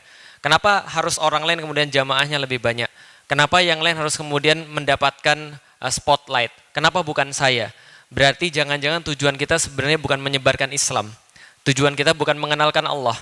Tapi jangan-jangan tujuan kita ini adalah mengenalkan diri sendiri sebenarnya. Maka sebenarnya ketika kita berdakwah, ketika kita menyampaikan Islam, benar-benarlah dalam kemudian menjaga niat. Saya senantiasa berpesan pada diri saya secara pribadi, apakah betul yang kita lakukan ini adalah untuk Allah Subhanahu wa taala? Karena Allah tidak memerlukan, Allah tidak membutuhkan selain daripada keikhlasan daripada kita. Karena keikhlasan kita itulah yang nyampe kepada Allah dan selainnya adalah tidak. Teman-teman sekalian, bersabar ketika kita ingin menyebarkan Islam, bersabar ketika dalam dakwah. Karena kekerasan itu, kekasaran itu tidak pernah akan menyadarkan orang. Maka ketika kita berlaku santun, berlaku lembut, selain daripada apa yang diperintahkan Allah kepada kita, diperintahkan Rasul kepada kita, karena itulah cara yang paling baik menghantarkan hidayah ini. Kita boleh jadi dibenci oleh orang karena kebenaran yang kita bawa. Tapi jangan sampai kita dibenci orang karena buruknya akhlak kita. Jangan sampai orang menyalahkan Islamnya, bisa jadi orang menyalahkan kitanya. Maaf, jangan sampai orang menyalahkan Islam gara-gara akhlak kita yang buruk. Jadi jaga akhlak kita kepada orang yang lain, santun di dalam dunia maya. Bukan berarti ketika teman-teman tidak berjumpa, lantas teman-teman boleh mengucapkan apapun. Bukan berarti teman-teman ketika tidak bertemu muka, lantas kita bisa melakukan apapun di situ. Santunlah, kenapa? Karena itu adalah cara terbaik menyampaikan hidayahnya Allah. Karena kekasaran itu tidak akan bermanfaat. Dan kalau seandainya orang mendapatkan kekasaran daripada antum, dia sudah tidak akan terima antum. Kalau dia tidak menerima antum, bagaimana dia bisa menerima apa yang antum bawa? Bisa jadi dia menerima, tapi dari lisan orang yang lain. Maka karena itulah, sampaikanlah kemudian Islam dengan sebaik-baiknya, seikhlas-ikhlasnya, dan Allah insya Allah tidak akan menyia-nyiakan apapun di dalam jalan ini insya Allah. Bahkan anjing pun disebutkan di dalam suratul Kahfi, padahal hanya menemani orang-orang yang berdakwah. Apalagi kita, kalau kita menjaga betul, insya Allah mudah-mudahan kita juga disebut-sebut oleh penduduk-penduduk langit. Dan insya Allah tidak akan seru kisahnya Nabi Musa kalau tidak ada Fir'aun. Tidak akan seru kisahnya Nabi Muhammad kalau tidak ada orang-orang Quraisy. Maka sama teman-teman sekalian, insya Allah hidup kita itu menjadi lebih berwarna, menjadi seru apabila tadi ada yang disebut dengan Dajjalun Kadzabun tadi. Dan mudah-mudahan dengan bimbingan para ulama-ulama kita, bimbingan Ustadz Adi, kemudian ulama-ulama yang lain, mudah-mudahan kita bisa sama-sama berdakwah, berkontribusi di dalam Islam. Kita tidak menginginkan bahwa kita satu-satunya orang yang menyebarkan Islam. Yang kita inginkan adalah semakin banyak orang-orang yang menyebarkan Islam, karena itulah tugas ini menjadi lebih mudah. Maka teman-teman sekalian, mudah-mudahan kita termasuk orang yang memanfaatkan apa yang Allah amanahkan kepada kita. Dan kalau Allah masih mengamanahkan agama ini pada kita, bersyukurlah. Mudah-mudahan dengan itu, wasilah kita menuju pada surganya Allah bersama-sama. Amin. Terima kasih. Assalamualaikum warahmatullahi wabarakatuh. Assalamualaikum warahmatullahi wabarakatuh. Dan sebentar, saya ingin sampaikan 3 hal lagi. Yang pertama, saya harus menepati janji karena saya ingin mengucapkan terima kasih karena pembahasan kita termasuk hadis yang kemudian dihadirkan itu karena juga peran dari saudara kita. Saya sudah janjikan kalau datang saya kasih tiket umrah dan saya antarkan ke dubesnya. Tapi karena yang bersangkutan tidak hadir, maka insya Allah biaya umrahnya akan saya alihkan untuk membantu saudara-saudari kita di Jogja dan di Bali. Saya sendiri yang akan datang ke Jogja insya Allah dalam waktu dekat. Saya akan serahkan, mudah-mudahan jadi pahala bagi yang bersangkutan. Saya niatkan insya Allah bagi yang bersangkutan, kalaupun tidak ada kebaikannya, mudah-mudahan bisa merubah perilakunya supaya lebih baik lagi. Di tiket umrah yang saya janjikan, itu insya Allah saya alihkan untuk membantu keluarga yang di Yogyakarta yang sedang kena musibah, plus dengan yang di Bali. Saya akan bagi 2 ke situ, dan mohon teman-teman di Bali ataupun di Jogja insya Allah kami sudah ada koneksi, nanti kami akan hubungi. Di Bali juga nanti coba kita kontak teman-teman di Amar TV dan yang lainnya supaya bisa koordinasi. Nanti kita coba terlibat. Saya ajak yang di Jogja, di Bali, ayo akhlak Islam, bantu saudara-saudari kita supaya keluar dari musibah yang sedang dirasakan. Mungkin di situ ada kenikmatan Islam bisa dirasakan. Itu satu. Yang kedua, saya masuk tadi baca ada juga anak dari Madinah, Universitas Islam Madinah, kemudian ingin datang memberikan koreksi dan minta diberikan ongkos dan sebagainya. Saya nanti bikin memo. Malam ini saya hubungi nanti di Kedutaan Besar Republik Indonesia di Saudi Arabia, supaya bisa mengecek alamat itu, namanya siapa tempatnya di mana. Saya tulis suratnya nanti untuk rektornya, supaya bisa disampaikan, orang ini ingin bertemu dengan saya, tolong berikan visa keluar, dan nanti dari tulisan nanti akan dibawa oleh kedutaan insya Allah, mudah-mudahan disampaikan.